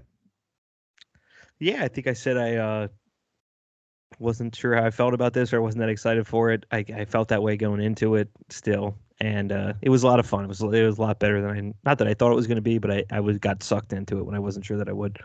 Chris, good. I mean, this is on the list of match of the year as far as I'm concerned. Okay. This was fucking fantastic. I loved it. I love these two. I understand that, like, when Charlotte Flair first came on the Raw and she was a heel and it just wasn't working. If you remember, I don't know if you guys remember. First came up. Yeah. When she first came up from NXT and it was after their whole, like, all right, now we have the new faction of women that are in, we're going to rebrand this whole women's division and we're going to bring up the women from and she was doing promos and they were whatting her and she was getting flustered. I mean, it wasn't going well. Once she got over that fucking hump, I think she's probably been the best all around performer in the women's division. And I'm not even going to say that, one of the best performers on their show since she's got it together on the main roster. And she gets a lot of hate. I don't fucking get it. And I don't care. I think she's fucking tremendous. I think she's always been tremendous. And we've also often gone back and forth talking about this before, where the women in WWE are much more entertaining than the men. They still are. You have your matches here and there, but I think that I get more excited for the women's division than I do for most of the men's division matches. And one of the reasons is both of the reasons are in this match. It's Charlotte Flair and Rhea Ripley. And Rhea Ripley, in my opinion, I don't think ever went through a period where she was just questionable as far as I'm concerned. Like, I wasn't sure if she was going to be good. She was fucking awesome from the first time I saw her, and she's just gotten better. She's gotten a better look. She's honed it all down. I think she's fucking tremendous. I think she's probably, my favorite to watch, yeah. So this was great. I love this match. Yeah, so did I. Charlotte Flair, when she came up from NXT, she created a faction and it was called something sorority, but the initials were SS. And they made a bunch of T-shirts with SS on them, and people pointed out that you shouldn't do that. How does this a fucking this is this a company? This used to be a $1 billion company. Now it's a multi-billion-dollar company. It's a multi-billion-dollar company. Oh God! There you go. I forget what it was called. Sorority Sisters or something like that. It was called. Yeah, something. I don't. Yep. Yeah, so sorority babes in a slime ball bolorama. Yeah, I remember that. Good movie. Check it out. Singles match. Okay, so Miz does his whole gimmick. He's out there. Hey, I'm the Miz. Blah, blah, blah, blah. And Snoop Dogg's like, blah, blah, blah, I'm Snoop Dogg. Then he asks for a match. Pat McAfee goes out. Does a bunch of fucking shit. Now, buddy, I was watching this in the afternoon, and some guy was in there, and he's like, holy shit. And he's like, who is this fucking dude? I was like, he's an NFL player. He's like, get the fuck out of here. And he had to look it up. And he was like, oh, I thought he was just a podcaster. Oh, really? So there you go. That's an NFL. That's how long ago Pat McAfee played. He's a fucking. He was a fucking Pro Bowler. Well, sort of. I mean, come on, he's a punter. So what? He's still got to get out there in front of 80,000 fucking people and kick that ball before some 350-pound guy smashes his head in. Kick that ball, brother. Serious fucking bit. I mean, shit on him all you want. It's, he's a whatever. big ass dude. He's a fucking. I'm not shitting on him. I'm just saying I'm not expecting people to know punters. Yeah, Reggie but hold on. I'm sorry. Yeah, no, I agree with you there. But I do think that like if you're in that podcast world, a lot of these kids, because you know how football is now, everybody knows everything about everyone with their statistics and all this other bullshit. I think I find it depends on the age of the guy, right? I knew exactly who he was when I heard, you know, like he was getting involved in wrestling. I didn't know he was the he son was of in the Super Bowl. crazy guy that yeah. ran the McAfee security. He was sitting. He related to them. Somehow even cooler McAfee. He's the coolest McAfee. Anyway, that happened. Brandon, you have any thoughts on that? No, I mean, Okay. I think yeah, it happened. Oh, go ahead if you have thoughts. I think this was the moment where I started to get excited for next year's WrestleMania because I'm like, oh, it's a stop. If these are the stops, these were half the stops of last year's, which means next year's got to load up. Oh, what are you talking about? We're getting some real special people next year. I can't wait. Here we go. Ready? All right. The WWE Raw Tag Team title and SmackDown Tag Team title match. Kevin Owens defeated and Sami Zayn defeated the Usos in 24 minutes. Brandon, Chris, I'll let you go first because you've been talking up this storyline. It was a good match. Good. No, I think it lived up to its hype. I think that a lot of it had to do with the fact that Kevin Owens and Sami Zayn were involved in it. So they're going to be able to sell the shit out of everything and make everything seem like it's a lot bigger than it is. You know, in their fucking weekly matches. So they just kick it up in WrestleMania. I actually liked. I was saying before that I would still put it up there I was excited. Like, you know, it had enough excitement that I would put it up there for match of the year. But I think the Charlotte Flair. I enjoyed the Charlotte Flair Rhea Ripley match more. And I did like once again the culmination of a fucking storyline where we get to a point and we don't just kind of like, look, I want to be tricked. I want to expect one thing and then be given another, but I don't want to expect one thing and be given another just for the sake of continuing a storyline so we can get another fucking pay-per-view out of it with no backstory. Right. Yeah. So, it was nice to see this one go just like the Dominic Mysterio match. It was nice to see this one go as expected. Because, you know, also on top of the fact that, like, you know, you want to get that payoff, or I want to get that payoff. On top of that, I also don't want to watch. Sometimes you get to a point where it's like, I don't want to watch this show anymore. Right. We're on season, you know, like what do we got? Like 4 seasons of a show anymore? Man, you're taking all them points from me. I got all. I'm sorry. All right, you know what? I'm going to shut up. Points. You finish. No, you're pushing past the final. We haven't even talked about the final match yet. Yeah. Save all that for day 2. We haven't even gotten to day 2 yet. We still got a whole show to talk about. Go ahead. Well, you go ahead and wrap that up, Jim. Oh no. Well, do you have any final thoughts on this? No, I think you guys are getting somewhere. I mean, No, we're not going to talk about it until we talk about. Sure, but do you have anything on this? No, I enjoyed it. I do want to get Chris's opinion when we get to the end of this. I'm very curious about Chris's opinion. But real quick, okay, so the show ended. Okay, let's go through this real quick. Well, not real quick. We can take our time. Best match of the night, Brandon. I think it's Dom and Ray. For me. Yeah. Don't forget, best and favorite are different. You can't have the same one. Remember, we had this discussion. Okay, well, hold on. This is best. Well, then it's the Rhea Ripley Charlotte Flair. I think that was a higher quality match. I will say that I did not invest the time into either of their 2 careers like Chris did. But the good news is that it seems like when you do invest that time, it was rewarded there in the match. Right? How about favorite? We'll do both of them. I just gave that, yeah. Yeah. So Ray and Dominic. Chris, best and favorite. I'm going to go with Brandon. I have the same opinion as Brandon. Best match is Rhea Ripley, and you also can't have the same opinion. No, you can't have the same opinion. All right, so the best match was Dominic and Rey Mysterio, and the favorite match was Rhea Ripley and Charlotte Flair. I agree with both of you. You can't. You have to give us 2 more. Well, you have yours. This has to be different now. Brandon, what was your moment of the night? I mean, WrestleMania. It's the beginning. It's Cena coming out, the start of it. I think it was all slightly downhill from there, for better for worse. But the Cena coming out, the moment when it starts, that shit's fun to me. Chris, your moment of the night for night 1? The Rey Mysterio whipping his kid. beating, child abuse, and the spitting on his mother. Yeah. Let's say it this way. I'll sum it all up.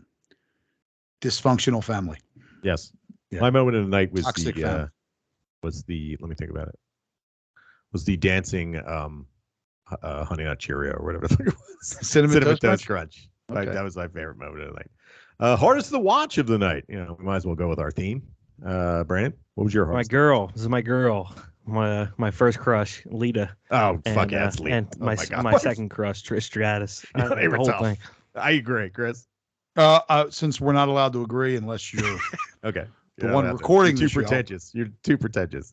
I'm gonna go with just to go different, because I would agree with that as well. But just to go different, I'm gonna say anytime that Braun Strowman pops up on my television, because I really fucking hate him. I just fucking hate him. He was the only time I thought I enjoyed him was when they did the choo choo noises and they got rid of it. You fired him, and nobody missed him, and then you brought him back. Well, guess what? Vince is back, baby. He's firing everybody. World Wrestling Entertainment was merged with Endeavor Group, the parent company of competitor UFC. Competitor. This is CNN Business, by the way. That's Meltzer World, dude. They get voted Meltzer against. World. That's quite the word to use. Competitor of UFC. To form a new publicly traded company.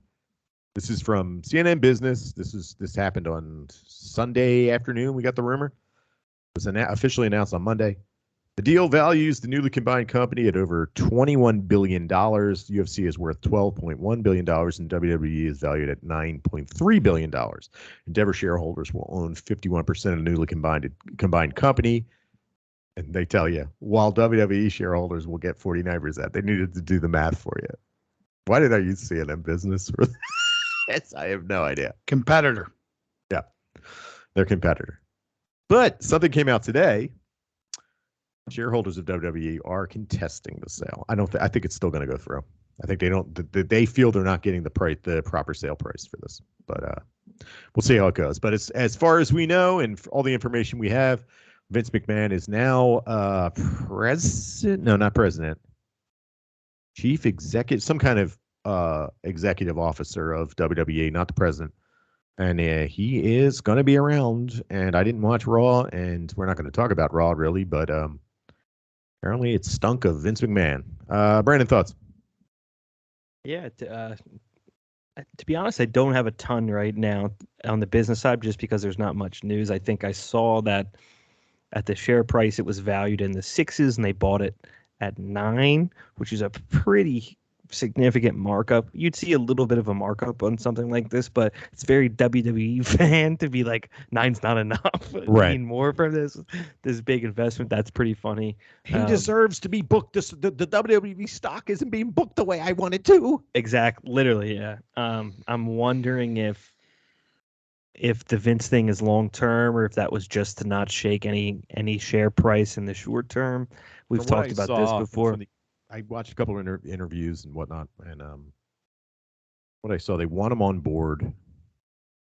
He's getting paid a yearly salary of around $1.3 million. Does have a buyout clause. There's a couple of things to keep him around for life. So this is definitely part of. I'm imagining this was part of the deal.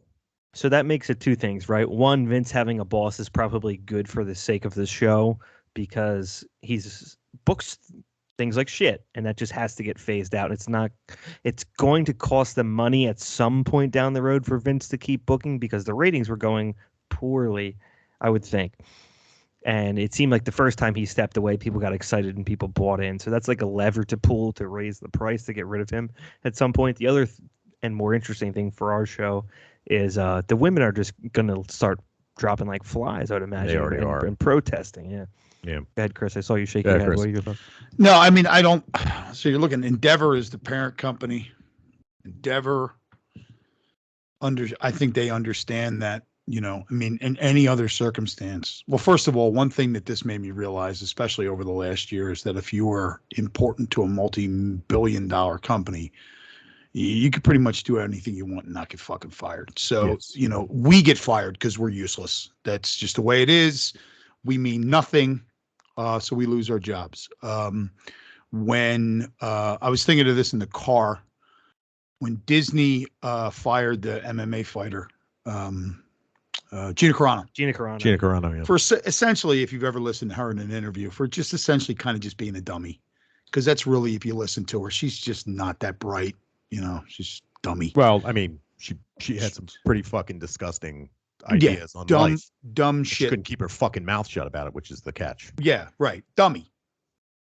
So, but here's the thing. If that show, if Gina Carano was important to Disney staying afloat, they would have just ignored the fact that that fucking happened and it would have blown over. But she's not, so they shit canned her. This is the same thing here. Both of these people that are the heads. Right. I'm disagreeing a little bit because having bad opinions and raping women are two different things. No. Hold on. Wait a minute. We're not saying that. Okay. I'm just making sure you're not.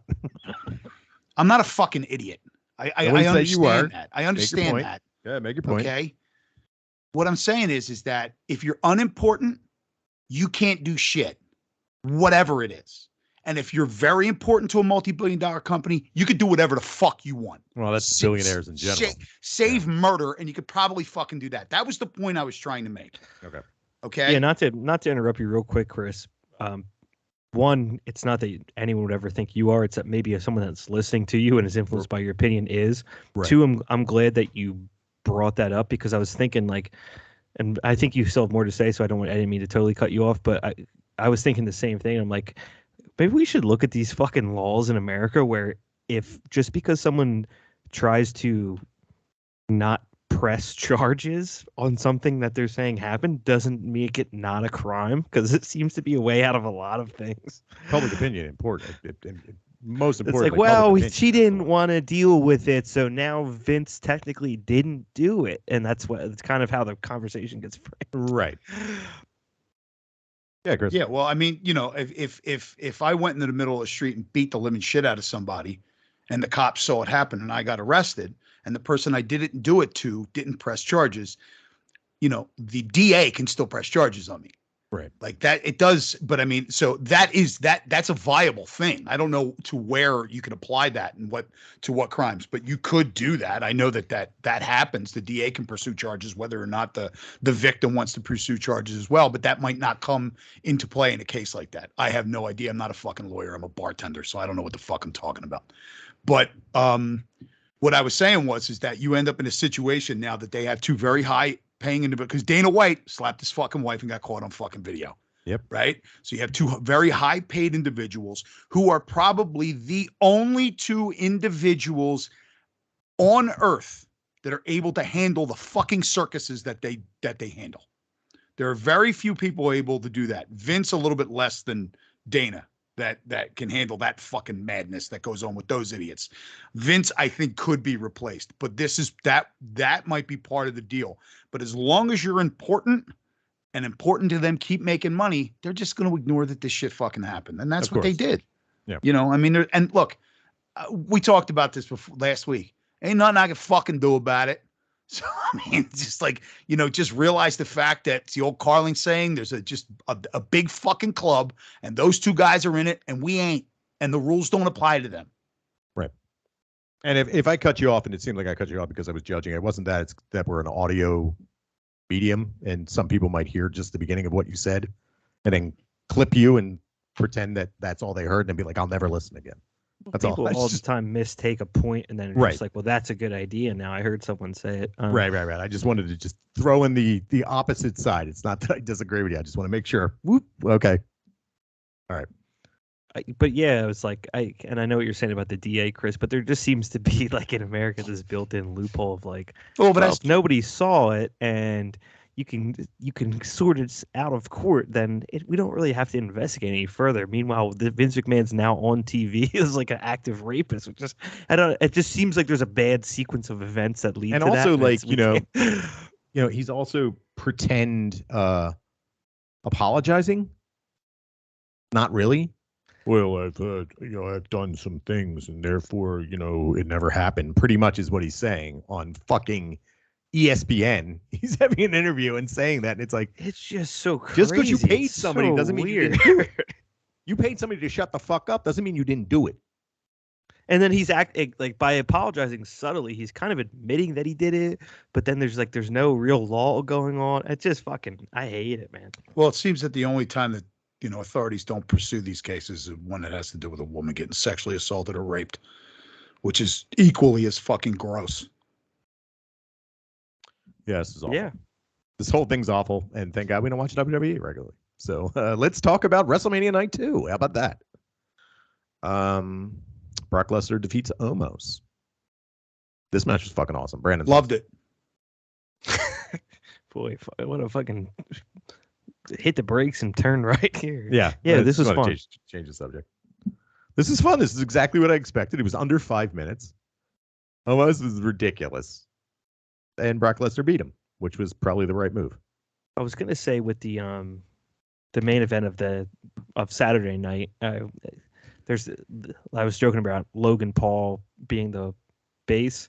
There should be there's a litmus test or a Bechdel. There's a Paul test where it's like, can you show this to someone that has no idea what's going on, and are they watching the TV as opposed to their phone or not? And this definitely passed that test for the people I was with on Sunday. Chris, thoughts? Yeah, this exactly what you expected, and a great match to open the night. Yeah, it's interesting. We talked about some stuff that might open the show, but I never even thought about this one. This was great because it was 5 minutes. It was insane. And the thing is that, from what I understand, Omos is really not well received. Just because, it pays dues, whatever fucking reasoning these people have. Who cares? He's 7'5". No, I know. I agree with you. I'm just saying, for whatever fucking reasoning that people have about wrestling, because they're in it, by being in the fucking stands, they're fucking wrestlers. Shoot, brother. Yeah, they're working the kayfabe. I think that if you place this match anywhere else on the card, it gets really lost in the shuffle. Yeah, right. Yeah, so it's good that they put it on first because you're in your fucking seat and you've been waiting for wrestling all fucking day long. So good spot. That's a great point. I like the you don't see the big man squeeze anymore. Just there's something that reminds me of that Andre the Giant, oh fuck yeah. I love that. And somehow it's they had rest spots to build that heat for Brock Lesnar. I used heat. Sorry, wrestling. I'm not a wrestler, but I used the word heat. But it didn't seem like it slowed it down. Didn't seem like a rest spot. It was he was actually applying pressure because he's such a giant. He was picking him up. This is just great. that dragging out of the moment when you see Brock Lesnar looking tiny, just squealing over somebody's shoulder. It's so good. It's fun. I love it. This is what we're here for. This is what we're here for. You know what we're not here for? Fatal 4-way tag team match. Ronda Rousey and Shayna Baszler defeated Chelsea Green and Sonya Deville, Liv Morgan and Raquel Gonzalez, and Natalya and Shotzi. Yeah, immediately. Let me hit the input button and go watch the Phillies get rocked by the Yankees. That's what happened. I will say this. It was surprisingly not a car wreck. Wasn't entertaining. Yeah. It wasn't entertaining at all. But it wasn't the disaster I thought it was going to be. I thought it was going to be a fucking mess. So, I didn't care. I'm going to go deeper into this, but we're going to save it for later. Next up, WWE Intercontinental Title Triple Threat match. Gunther defeats Drew McIntyre and Sheamus in probably WWE's best representation of 2015 never open weight title match. This match was fucking awesome. Brandon. What was it? Sorry. He's watching the Phillies. The Intercontinental title match. Strom got it done against the Yankees. Gunther, Drew McIntyre. Yeah. Oh, yeah. The Gunther. Sorry, man. The Phillies take precedent over everything else. Right, you got 155 good. I'd rather do anything else too. Sorry. This was good. Another one too, where I'm judging the room as much as I'm watching the match and being like, is this getting anybody to look away from their phone? And they were. This was drawing them out. And these are three real professionals. Drew McIntyre was the reason why I was going to call it 2.5. Creepy. Everybody laughed at which I won't steal from Chris, but the Nazi coming out because everybody's thinking the same thing. It's pretty intense. As people that don't watch WWE all the time, I mean, we remember Gunther from NXT. Walter, some live. Good old Walter. But it's always kind of strange to see him in that Nazi getup coming out. Because they're all the group I'm watching with. Nobody knows that they know that I like wrestling, but they don't know what's cool to say and what doesn't, what isn't cool to say. And then I mentioned what Chris's wife said, and then just everybody started laughing. They're like, "That's what the fuck I was thinking." Yeah, right. Like, should I say this? I don't want to offend anyone. Chris, thoughts? You're talking about wrestling. Believe me, there's nothing cool to say. Oh yeah. This is. I told you this was the match I wanted to fucking see at all of them. I knew it was going to be fucking great. I mean, I didn't realize that Drew McIntyre's sword had the power to light the steps blue flame. That was pretty cool. But that it wasn't cool at all. It was fucking horrible. And look, listen, when your country's army has their uniform, your native country's army has their uniforms designed by Hugo Boss. Yes. You want to represent as you get older. That's true. Fair enough. I mean, he is Austrian, but still, so was Hitler. So, you want to be able to, dude. And it's so funny because it's like, if they have this, I know somebody there said, look, just make the piping and the inside white. Don't make it red, and nobody will notice. Like if the inside of the flap was white, the white piping on the jacket. If it was red, it was a German Wehrmacht general. He looked like General Burkhalter. I mean, like, come on, who thinks that this is okay? Do you guys ever ponder this? I think this is the Italians' whole lane. They were in Axis power, and they teamed up with Hitler in World War II, but they just have great fashion and food, and they kind of skirt that rep entirely. No, well, they also cut Mussolini's dick off and hung him in the middle of the town square, so they weren't too happy about that whole situation as a people. As a people, they weren't that happy. And also, German public. also, you got to remember, we have, as Italian Americans, because I'm not Italian, I'm an American with Italian ancestry. More Americans with Italian ancestry fought for the United States in World War II than anybody else. So it evens out.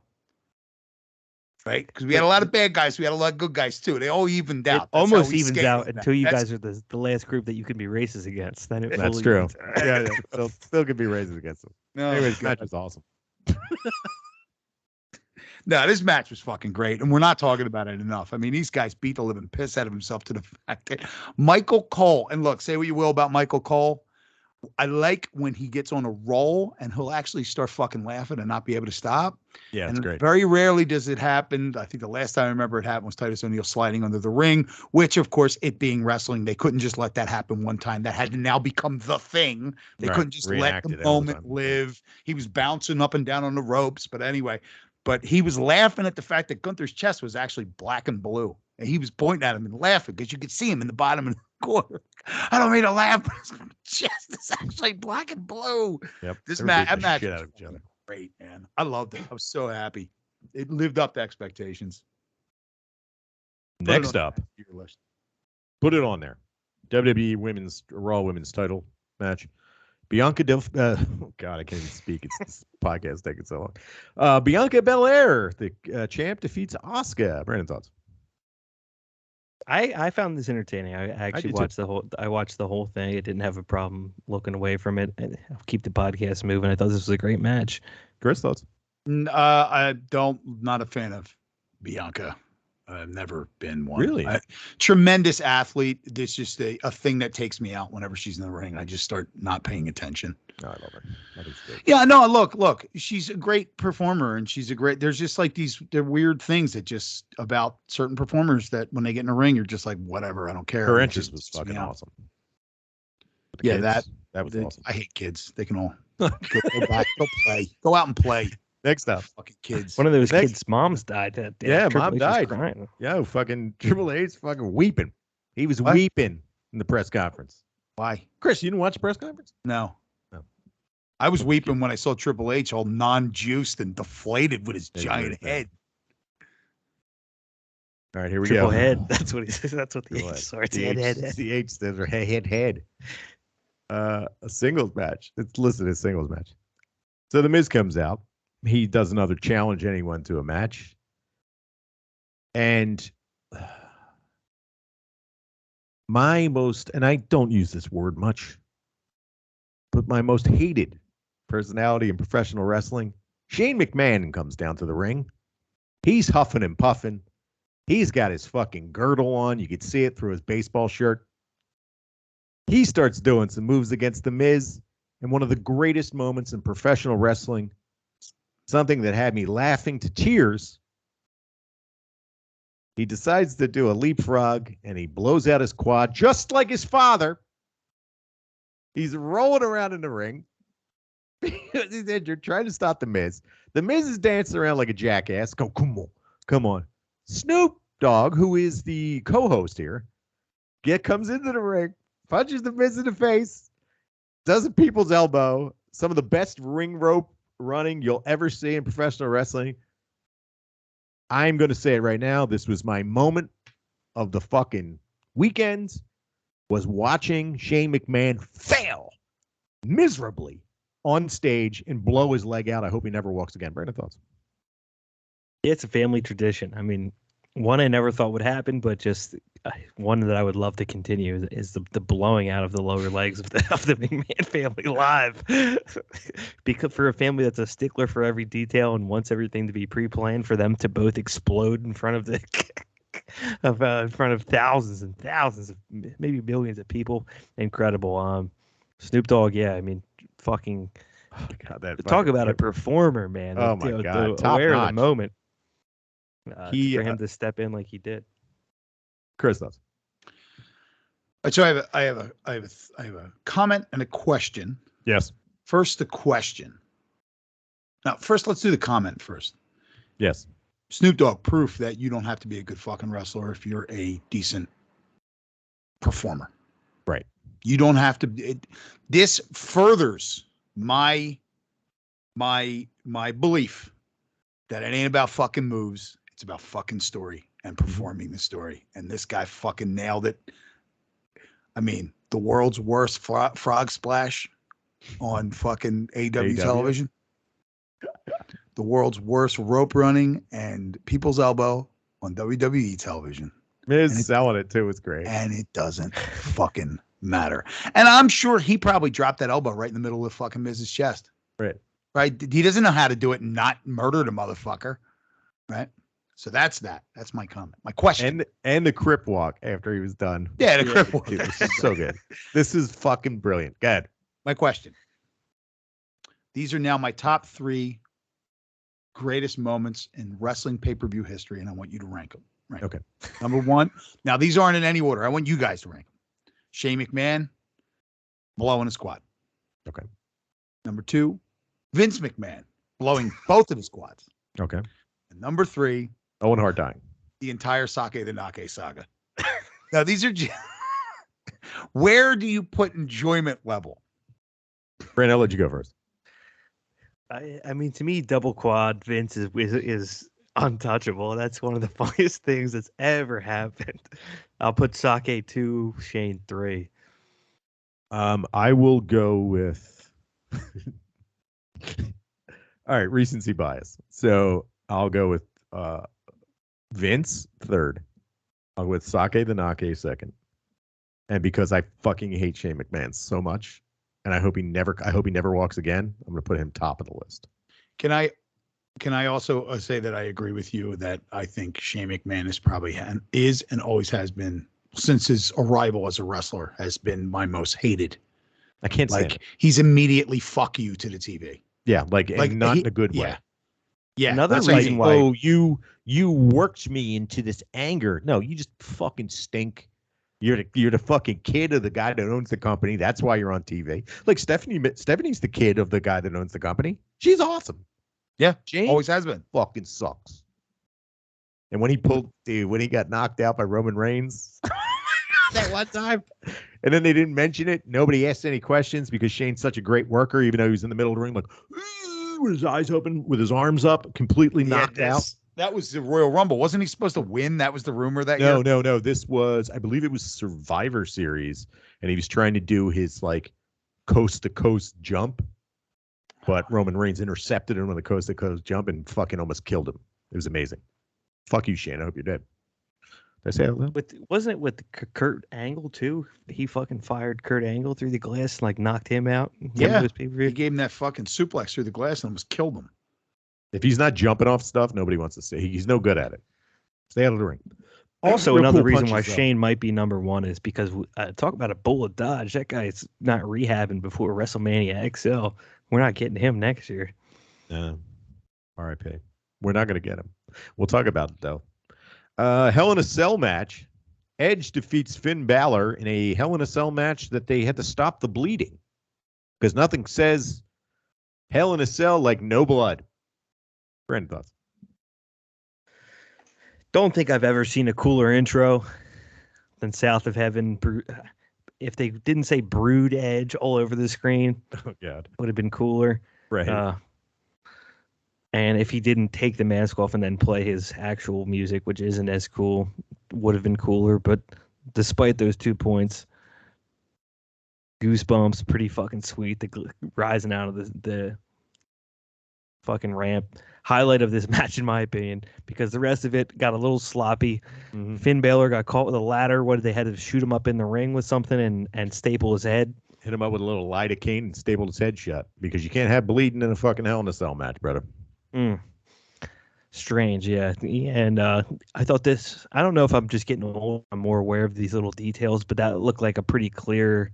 The referee stepping in and being like, somebody's cut. We got to derail the match when you're watching Edge be tired all of a sudden after he just hit the fucking spot to get the pin. I thought that specific moment and how strangely it looked like it was handled kind of derailed this a little bit, but otherwise the Demon Finn Balor thing I think is officially cooked. We could never ever do that again. Done. Chris, thoughts? Nobody's going to get this reference probably except for me and Jim, but Edge looking like fucking Clytus from Flash Gordon when he came out. That was like, what was that? You're going to the torture chamber. You? Okay, General Clytus. Yes. Other than that, Brandon, yeah, you're right. Like the ineptitude in trying to handle the fact that like Finn Balor, I think he's got like 15 staples in his fucking head.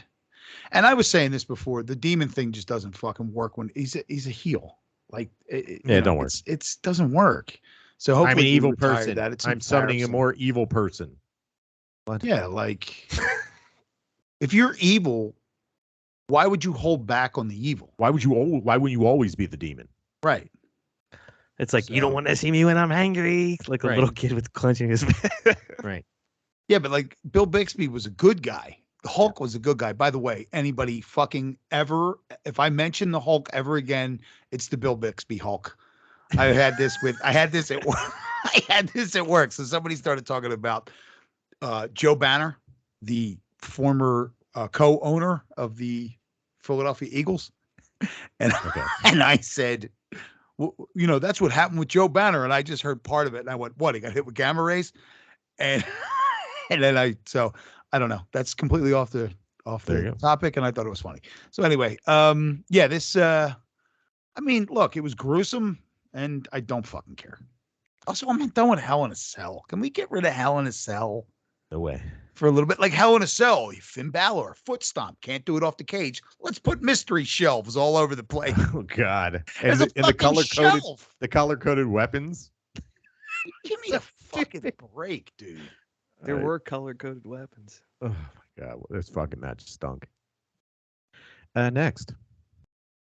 WWE Universal title match. Roman Reigns with Paul Heyman and Solo Sikoa took 10 minutes to get to the ring, and Cody Rhodes took 9 minutes to get to the ring or something like that. It was about 25 minutes before the match started. 35 minutes and 29 seconds. Roman Reigns beats Cody Rhodes. I'll go through some real quick points about it. Solo Sikoa gets kicked out because he's cheating. I think he whipped him with the belt. So he gets kicked out. Then we get the fun overbooked stuff where you got the Usos coming out. And then you get the fucking Kevin Owens and Sami Zayn come out, which we were expecting when we thought it would be fun, and that all happened. And then kicked out Solo Sikoa comes in and interferes, even though he was ejected with I think he hit him with a thumb or something. Yeah, he does the Oriental Spike. Yeah, but he was already kicked out. So what's he doing back? And Cody Rhodes loses, and there you go. And someone threw a rubber chicken at him. It was fucking amazing. Brandon, thoughts? Well, I know, Jim, we talked about this live, and you're like, oh, I got something to say. So I'm going to keep it brief here, and I'm anxious to hear what you say. The first part of the match, I think, meaning everything but the end, was a lot of fun. The Cody Rhodes live at WrestleMania doing all the Dusty shit, I think, hit a lot of people pretty hard. I felt emotionally impacted by that, not being alive for that shit. I knew what it was, and I thought it was a fucking incredible WrestleMania moment. You have a 3-hour Raw show, a 2-hour SmackDown show every single week, and the big problem with it is that nothing ever kind of goes anywhere. So you go to WrestleMania because that's where you get some resolution. And I can't think of any other 80,000 person sporting event where someone could storm the fucking court, get ejected, and somehow quickly find their way back onto the court to ruin the last second of it. So that's not resolution. Chris, thoughts? Yeah, I think nothing ever goes anywhere. That's all I have to say. Nothing goes anywhere. Eventually you end up in a situation where you have a champion tear through the whole fucking roster, and then what the fuck do we do? Why? Oh, who are you gonna fight next? Matt Riddle? I mean, it's like eventually you start saying, why? Bobby Lashley? Okay. That's not that interesting. What are we doing? Why? Why are we doing any of this? It just drags and drags and drags with no resolution. The champion, the belt isn't real. So it really doesn't mean anything that he keeps beating all these guys up. What means something. Now, look, I don't have a problem with Roman. I really don't. I like him as a champion, but you don't watch it to see. It's not like you're watching a sporting event where you're watching it to watch your team win. You're watching it because it's a consistently week to week, no off season, live television drama, comedy, whatever that they want to do that day, every week on your TV. I say the word rerun every week on this podcast for 2 fucking years now, or longer. I don't even know how long we've been doing this. Yeah, I mean, this is week 123. So, yeah, that's all I got. Okay. All right. So the match itself was fine. It was fine. It was fun, especially the build-up. The finish was fucking trash. And you said it, Brandon. You hit on it. You get a guy who gets kicked out. The referee knows he's kicked out. The guy comes in, sneaks in, cheats to injure someone. That person loses. The guy that was kicked out is still at ringside. He's not hiding. He's just there. The ref doesn't scream and yell and go, get out of here or anything like that. We get nothing. So it was a real dumb ending to the fucking match. It was just completely dumb.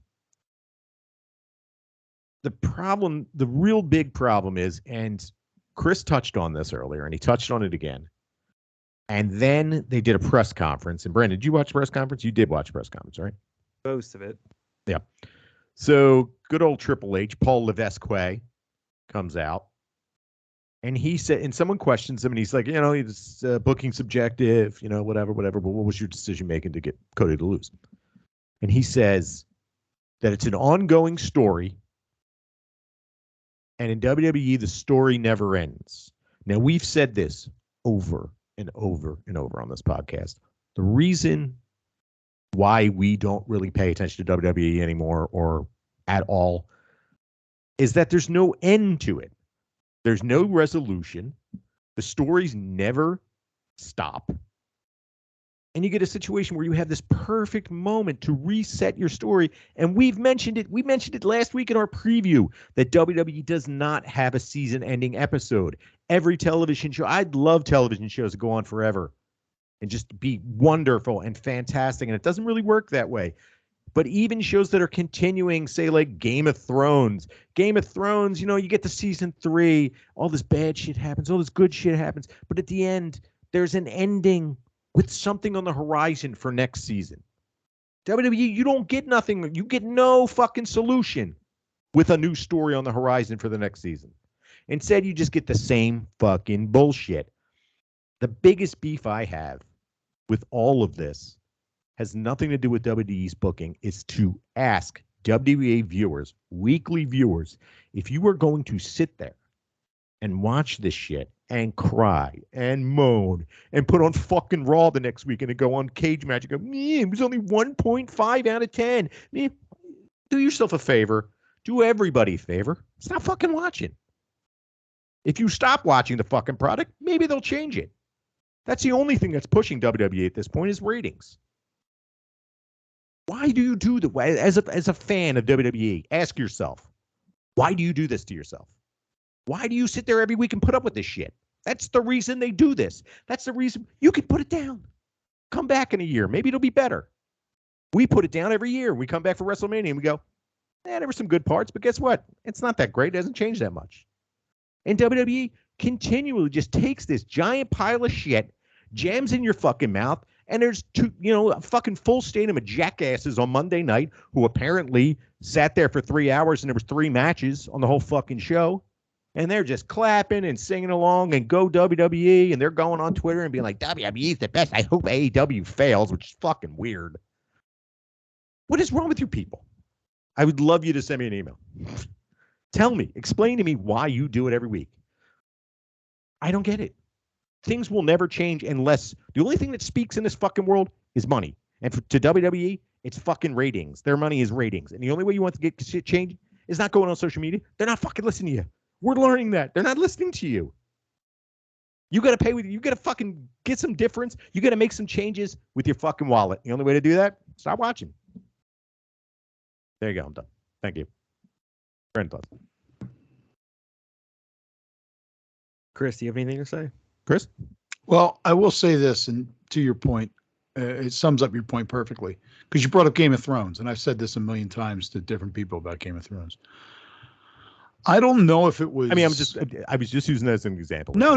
It was a worldwide phenomenon for a while, and then it fell off. It works as an example, and it lines up to what you were saying. There was a season at the end of it could have been season 3 or season 4 of Game of Thrones. I said, if she's not on a fucking boat heading to the other fucking continent at the end of the season, I'm done.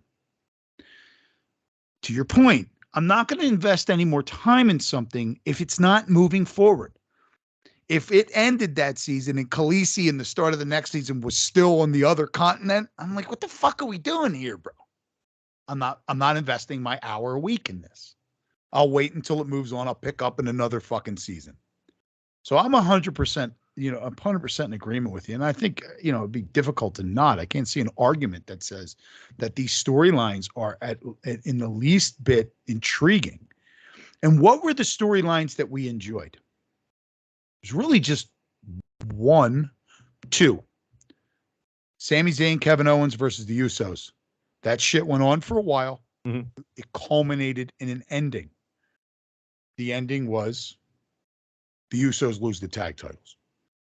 The other one was Dominic Mysterio is acting like a fucking shitbag for over a year, or for about a year, I should say.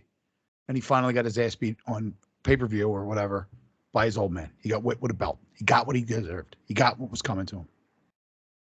These are the best matches that they had. You didn't have to watch the entire, all you needed to see were the lead-ins to the match, a summary of what was going on, and it got a payoff at the end of it.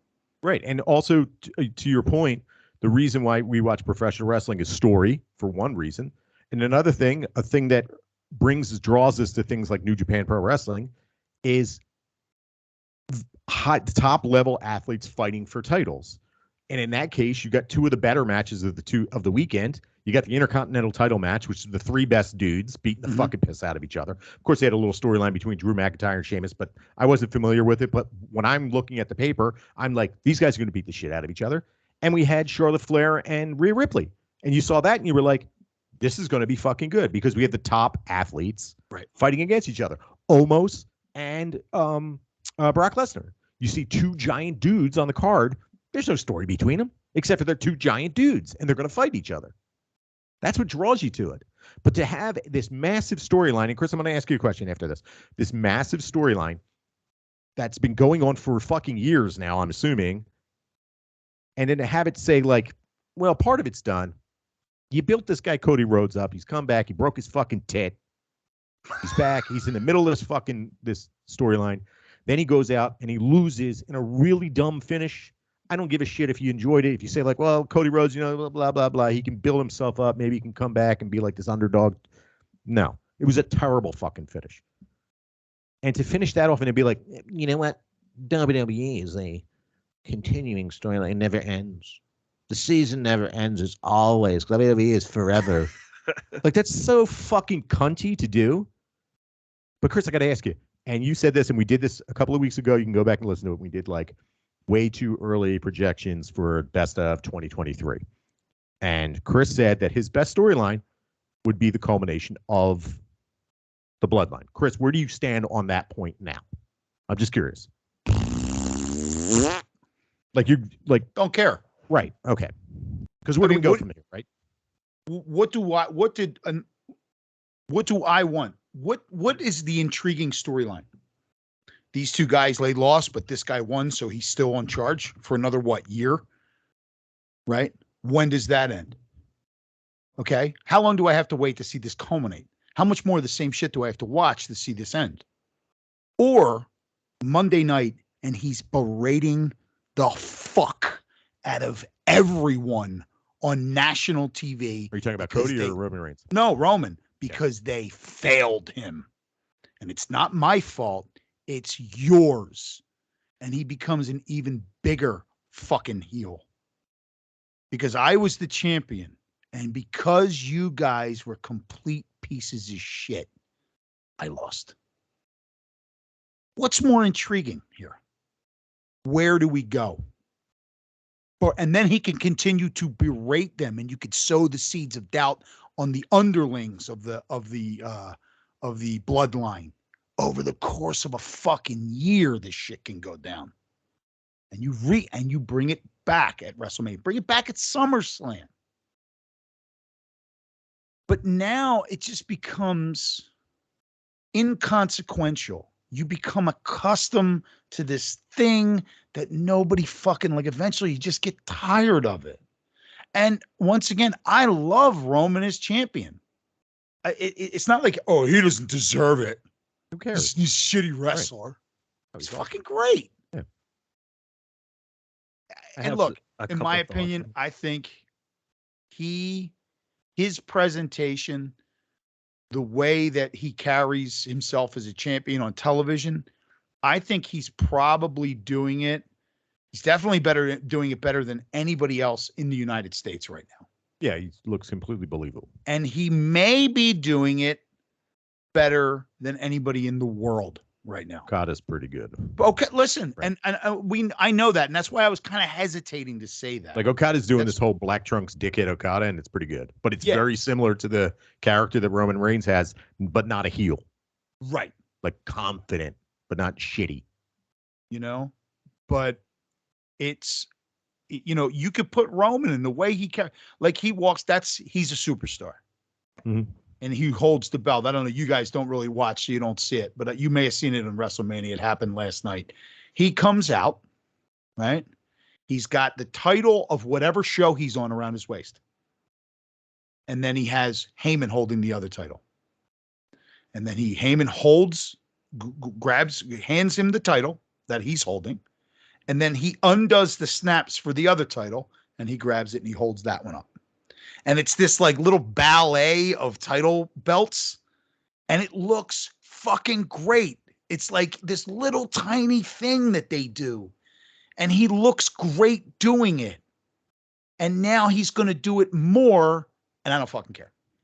Brandon, go ahead. Your thoughts. Yeah, going back a little bit here,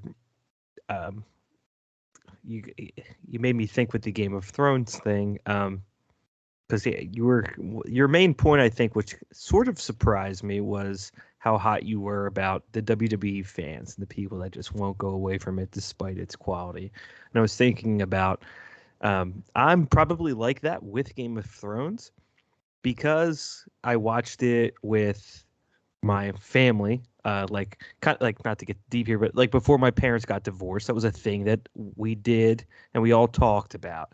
And so I don't really give a fuck if the show is bad because it's just a thing that has some connectivity to it, which is very similar to how I think a lot of these people feel about Raw. And it's like, it doesn't really matter that it's bad. It's just a thing that we do. We do. And that's why we like it. And so those people don't surprise me. I'm not surprised that you can give those people shit. I think our end point is kind of the same, but the things that bothered me were somewhat different. I think that I'm not surprised that people will watch Raw if it's a fucking blue screen with Roman Reigns coming out for 3 minutes of it. Like they just seem to not be able to drop below 900,000 people, as shitty as of a product as it is. What annoys me is like I will pay next year $500 for a WrestleMania lower bowl seat. I personally would, because I want to go that bad. I've wanted to go to WrestleMania my whole life. I have the money to do it. If I went to that, and especially if I was into it, and I got a fucking non-conclusive ending to you said it's a shit finish. I would say it's not a finish. There was no finish at all. It was just a Raw ending to fucking Sunday night at WrestleMania in front of people that are paying thousands and thousands of dollars.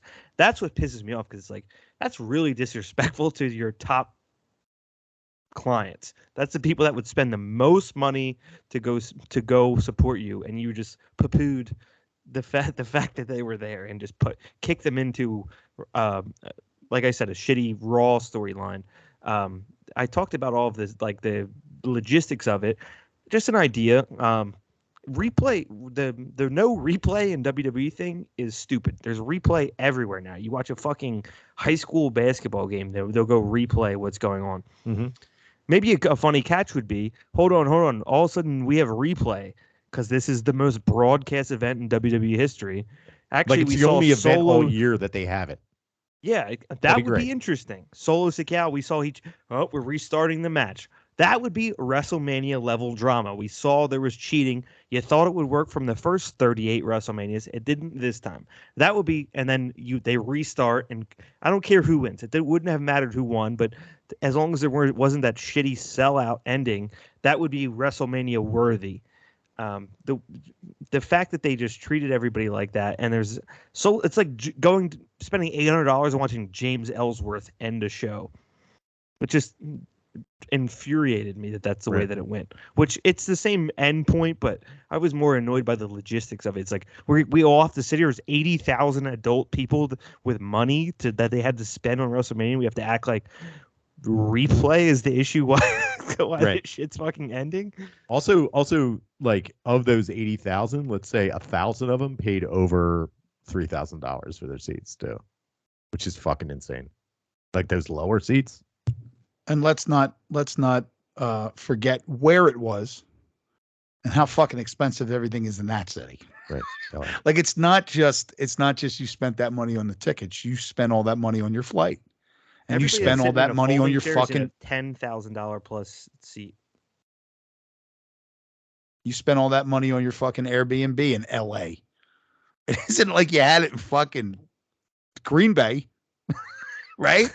I mean, it's a fucking high ticket item. It's not just like we're going to WrestleMania next year. Why are we going to WrestleMania next year? Because it's down the street. Right. Guess where I'm sleeping the night after WrestleMania? In my bed. Your bed. Yeah. I'm so close, I could probably get there before you guys got there. Right. You know what I mean? Like that's how close I am to the fucking stadium, even though I live in a different state. I'm that close.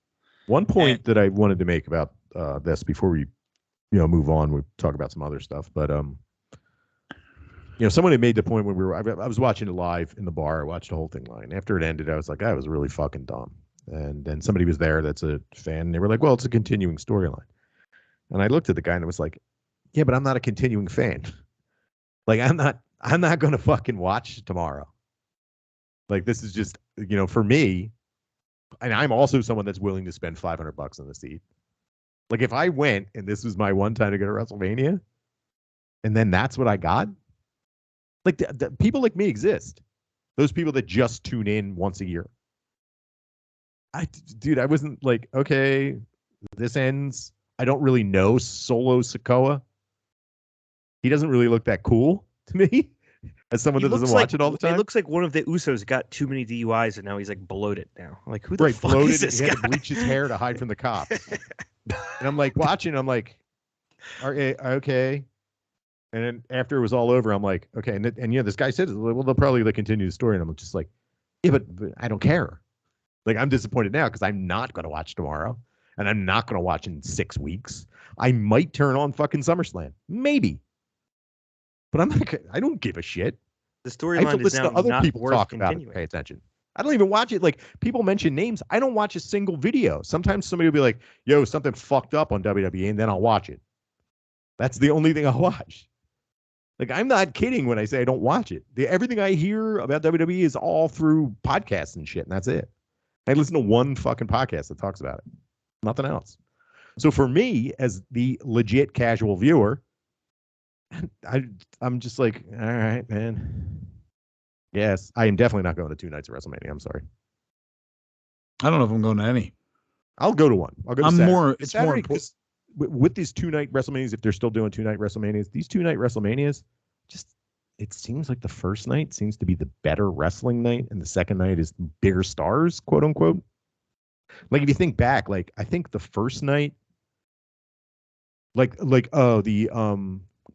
Bray Wyatt coming out of the box-like structure, I think it was night 2. I don't remember. Yeah, like, I think all the good quote unquote wrestling happens on the first night, and I'm in it for that, I guess. I don't know. Saturday night is this. It's Saturday night. It's the show. Sunday night is like we'll resolve or move the storylines. Yeah. Right. I just want to see Stardom wrestlers. We might see them too. All right, so let's go through WrestleMania review. Night 2. Best match, favorite match of the night, Brandon? It's probably still Cody with Roman Reigns. Okay. That was your favorite and best? My favorite. Yeah, I can't have both the same. I'm so sucked into this. What the hell else even happened? What else? What do you guys? Yeah, there we go. Best match, Intercontinental. Favorite match of the night was Almost versus Brock Lesnar. Chris? Favorite match, Intercontinental. Best match, Intercontinental. You can go with the same. Intercontinental. Yeah, that's my favorite and my best. You can't do that, Yeah. Why am I following these rules that other people made up? Yeah, no, it's my favorite and the best. All right, I don't think there's any question what our moment of the night was. Come on, it's Shane McMahon blowing out his fucking leg. Oh yeah, God, yeah.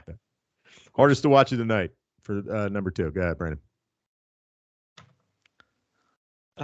Yeah, it's just also Shane McMahon appearing and just being like, oh no, watching the crowd. Like, that's my favorite is when the announcers on WWE are like selling the fuck out of a moment and you just hear the lukewarm real life reaction. It's the guy that wanted to make himself win the Royal Rumble. Great. They cut to like the guys that popped up and were the most excited, but behind them you see the mass of people that are like stone faces. Yeah. Fucking Easter Island heads. Chris, hardest to watch of the night. Hardest to watch revolves around one person. And this person, every time I watch them, they do this, and it drives me fucking crazy. Munchies guy. He was that person is Ronda Rousey. Oh man, she was rough, man. First of all, somebody needs, and this is what drives me crazy. Somebody needs to tell her she needs to wear fucking pants. Because if I got to watch her reach into her crotch and fix her shorts anymore, I'm gonna fucking die. because that's all she does. She doesn't stop. The entire match, she's pulling her shorts down. Her vagina's hungry, Chris. Stop wearing those fucking shorts and start wearing fucking pants. Also, she has a very strange shaped head. With that hair pulled back. Stop putting that weird makeup on your face. Remember what I said earlier about Britt Baker and her makeup, in makeup and out of makeup? She looks like two cheerleaders. Her facial structure looks different. I wasn't saying negative or positive. I was just saying that she looks like a different person. Ronda Rousey looks like. Do you remember that filter that you would put over somebody's face and her face would go like queer? Yes. Squunched into the middle. Little face, big head. Little face, big head. Yeah. She's painful to watch. I mean, it's just everything is just so unbelievably cringe. But the most of all is the pulling the pants out of your twat the entire fucking match. I don't want to see it anymore. Unless she starts sniffing her fingers. If she starts sniffing her fingers, then I can get down with it. But until then, she starts doing the Britt Baker DMB. Yeah. Somebody give her some goddamn pants. Big fan. She's just slowly building up. I will a move, say this, Chris, where they go down her pants so many times, and then she sticks them in someone's mouth, and it's like a Sacco type thing. I will tell you this: I did forget to talk about this. There was a moment in that women's match. Well, it was the end of that women's match where everybody else was working, and those two, Shayna and Ronda, were hiding. Yes, they were. And everybody hates Ronda Rousey. Like, she's universally despised by the fan base.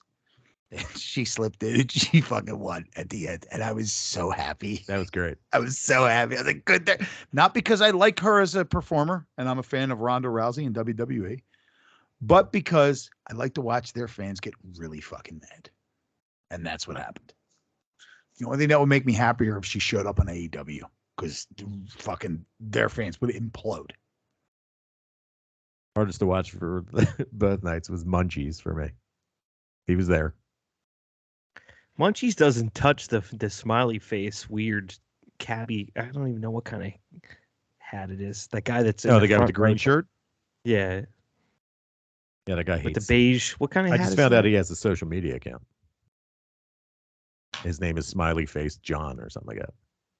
I want that guy to fucking croak live. I hate that much. I can't stop staring at him because he's just like greedy little pig. He's like every time he's like yes. That face. Good stuff. WrestleMania was fantastic. I can't wait to watch WWE in 12 months. One good point though, and I wanted to make this with the not great finish to this match. I have our chances of seeing The Rock live versus Roman Reigns increased next year. Brandon. Absolutely. I mean, this is the thing I was hoping for. It's like, this better be a fucking shit box. Chris? He's going to walk down. Yeah, they've increased. And hopefully he walks down the ramp with his bottles of tequila, like selling it as he walks down to people. Spray like hair fucking down change. One of those change belts. What are we wearing to the show? Oh, God, it's a year away. I'm going to wear something very bright so you can see me on television. I'm going to wear a green shirt with smiley face on it. We're going to make a 3-person wide wrestling as hard poster and not sit down the entire time. Yeah, people love us. What did the one girl had like a who farted sign? Who farted? I smelt it. It was the Jackie the Joke Man Martling album she was selling. Jackie Marlowe's album. Jackie Marlowe's album. Oh, my God. All right, so I hope you enjoyed this. I hope you enjoyed this. Oh, Chris, by the way, something happened last week. There was a memorial for a certain person, a celebrity of this show. Would you like to read it? Yes, I will read this. Okay, but I'm going to read it. Would someone like to come? Would someone like to come in the ring or come into the room and do it for you? SKR died? What's that? That's the door. Okay. Chris lives in Well, the look house. at who it is. It's WWE 3-time Hall of Famer and terrible father to his children. Ladies and gentlemen, Ric Flair. Welcome to the show, Rick. Yes. First of all, I want to say the Great Muta is the greatest Japanese wrestler I've ever faced. Really, he's not just a great wrestler. He's a great Japanese wrestler. So that's like a different kind of wrestler. Well, since World War II, I don't like those people. Okay, Rick. Oh my God. Is something you want to say? Yeah. Oh my God! Wait, hold on. Rick's starting to get younger here. What's happening, Rick? What's happening? Theater, ladies and gentlemen. It's not his require. Oh my God. I'm the president of WCW. Woo! Hey, I tell you something. Reed, it's been 10 years since you lost it. I miss you more than you'll ever know. Woo! Becky! Wicked! Fine! That's completely I'm gonna tell you indecipherable. something. I'm gonna tell you something. Woo! I'm gonna tell you. You're gonna defend my son? That's right! Kids are all doing right? Woo! And it's just. Oh, he's taking his clothes off. Oh no! Woo! You're always in my mind. Woo! Really, Chris is And I just possessed even by- you, Spatty. Woo! And you will always be our shining star. Our Chinese star? You racist. What are you talking about? Shining star? That's what it says. I'm the president. Say, oh. Oh. Well done. Thanks, Rick. Reed Flair's anniversary of death happened the other day. Congratulations. Any final thoughts, Brandon? My hardest laugh on the podcast of all time was the reincarnation of Reed Flair. All right, next week, AEW. Next week, it's a pretty good AEW card, and then we got New Japan Sakura Genesis, which I think we'll just talk about probably 3 matches on that card. On live radio. Yeah. R.I.P. Ric Flair. Hopefully somebody has a defibrillator for him. Unlike his kid, who's already dead. R.I.P. Your kid's dead. Oh, it's old man Rick's back. My kid's dead. I love my son. And I love my daughter. And I have a kid with Lacey Evans. Woo! Car shield to protect your car. I couldn't protect my son. I'm not an ad-libber. I do my best. Thanks for joining us this week. I think Join you us are. every week. At Wrestling is Hard. Follow us on Instagram and Twitter at hard4wrestling. Subscribe, follow, tell your friends. And for Brandon and Ric Flair and Chris, I'm Jim, and we'll be back here next week.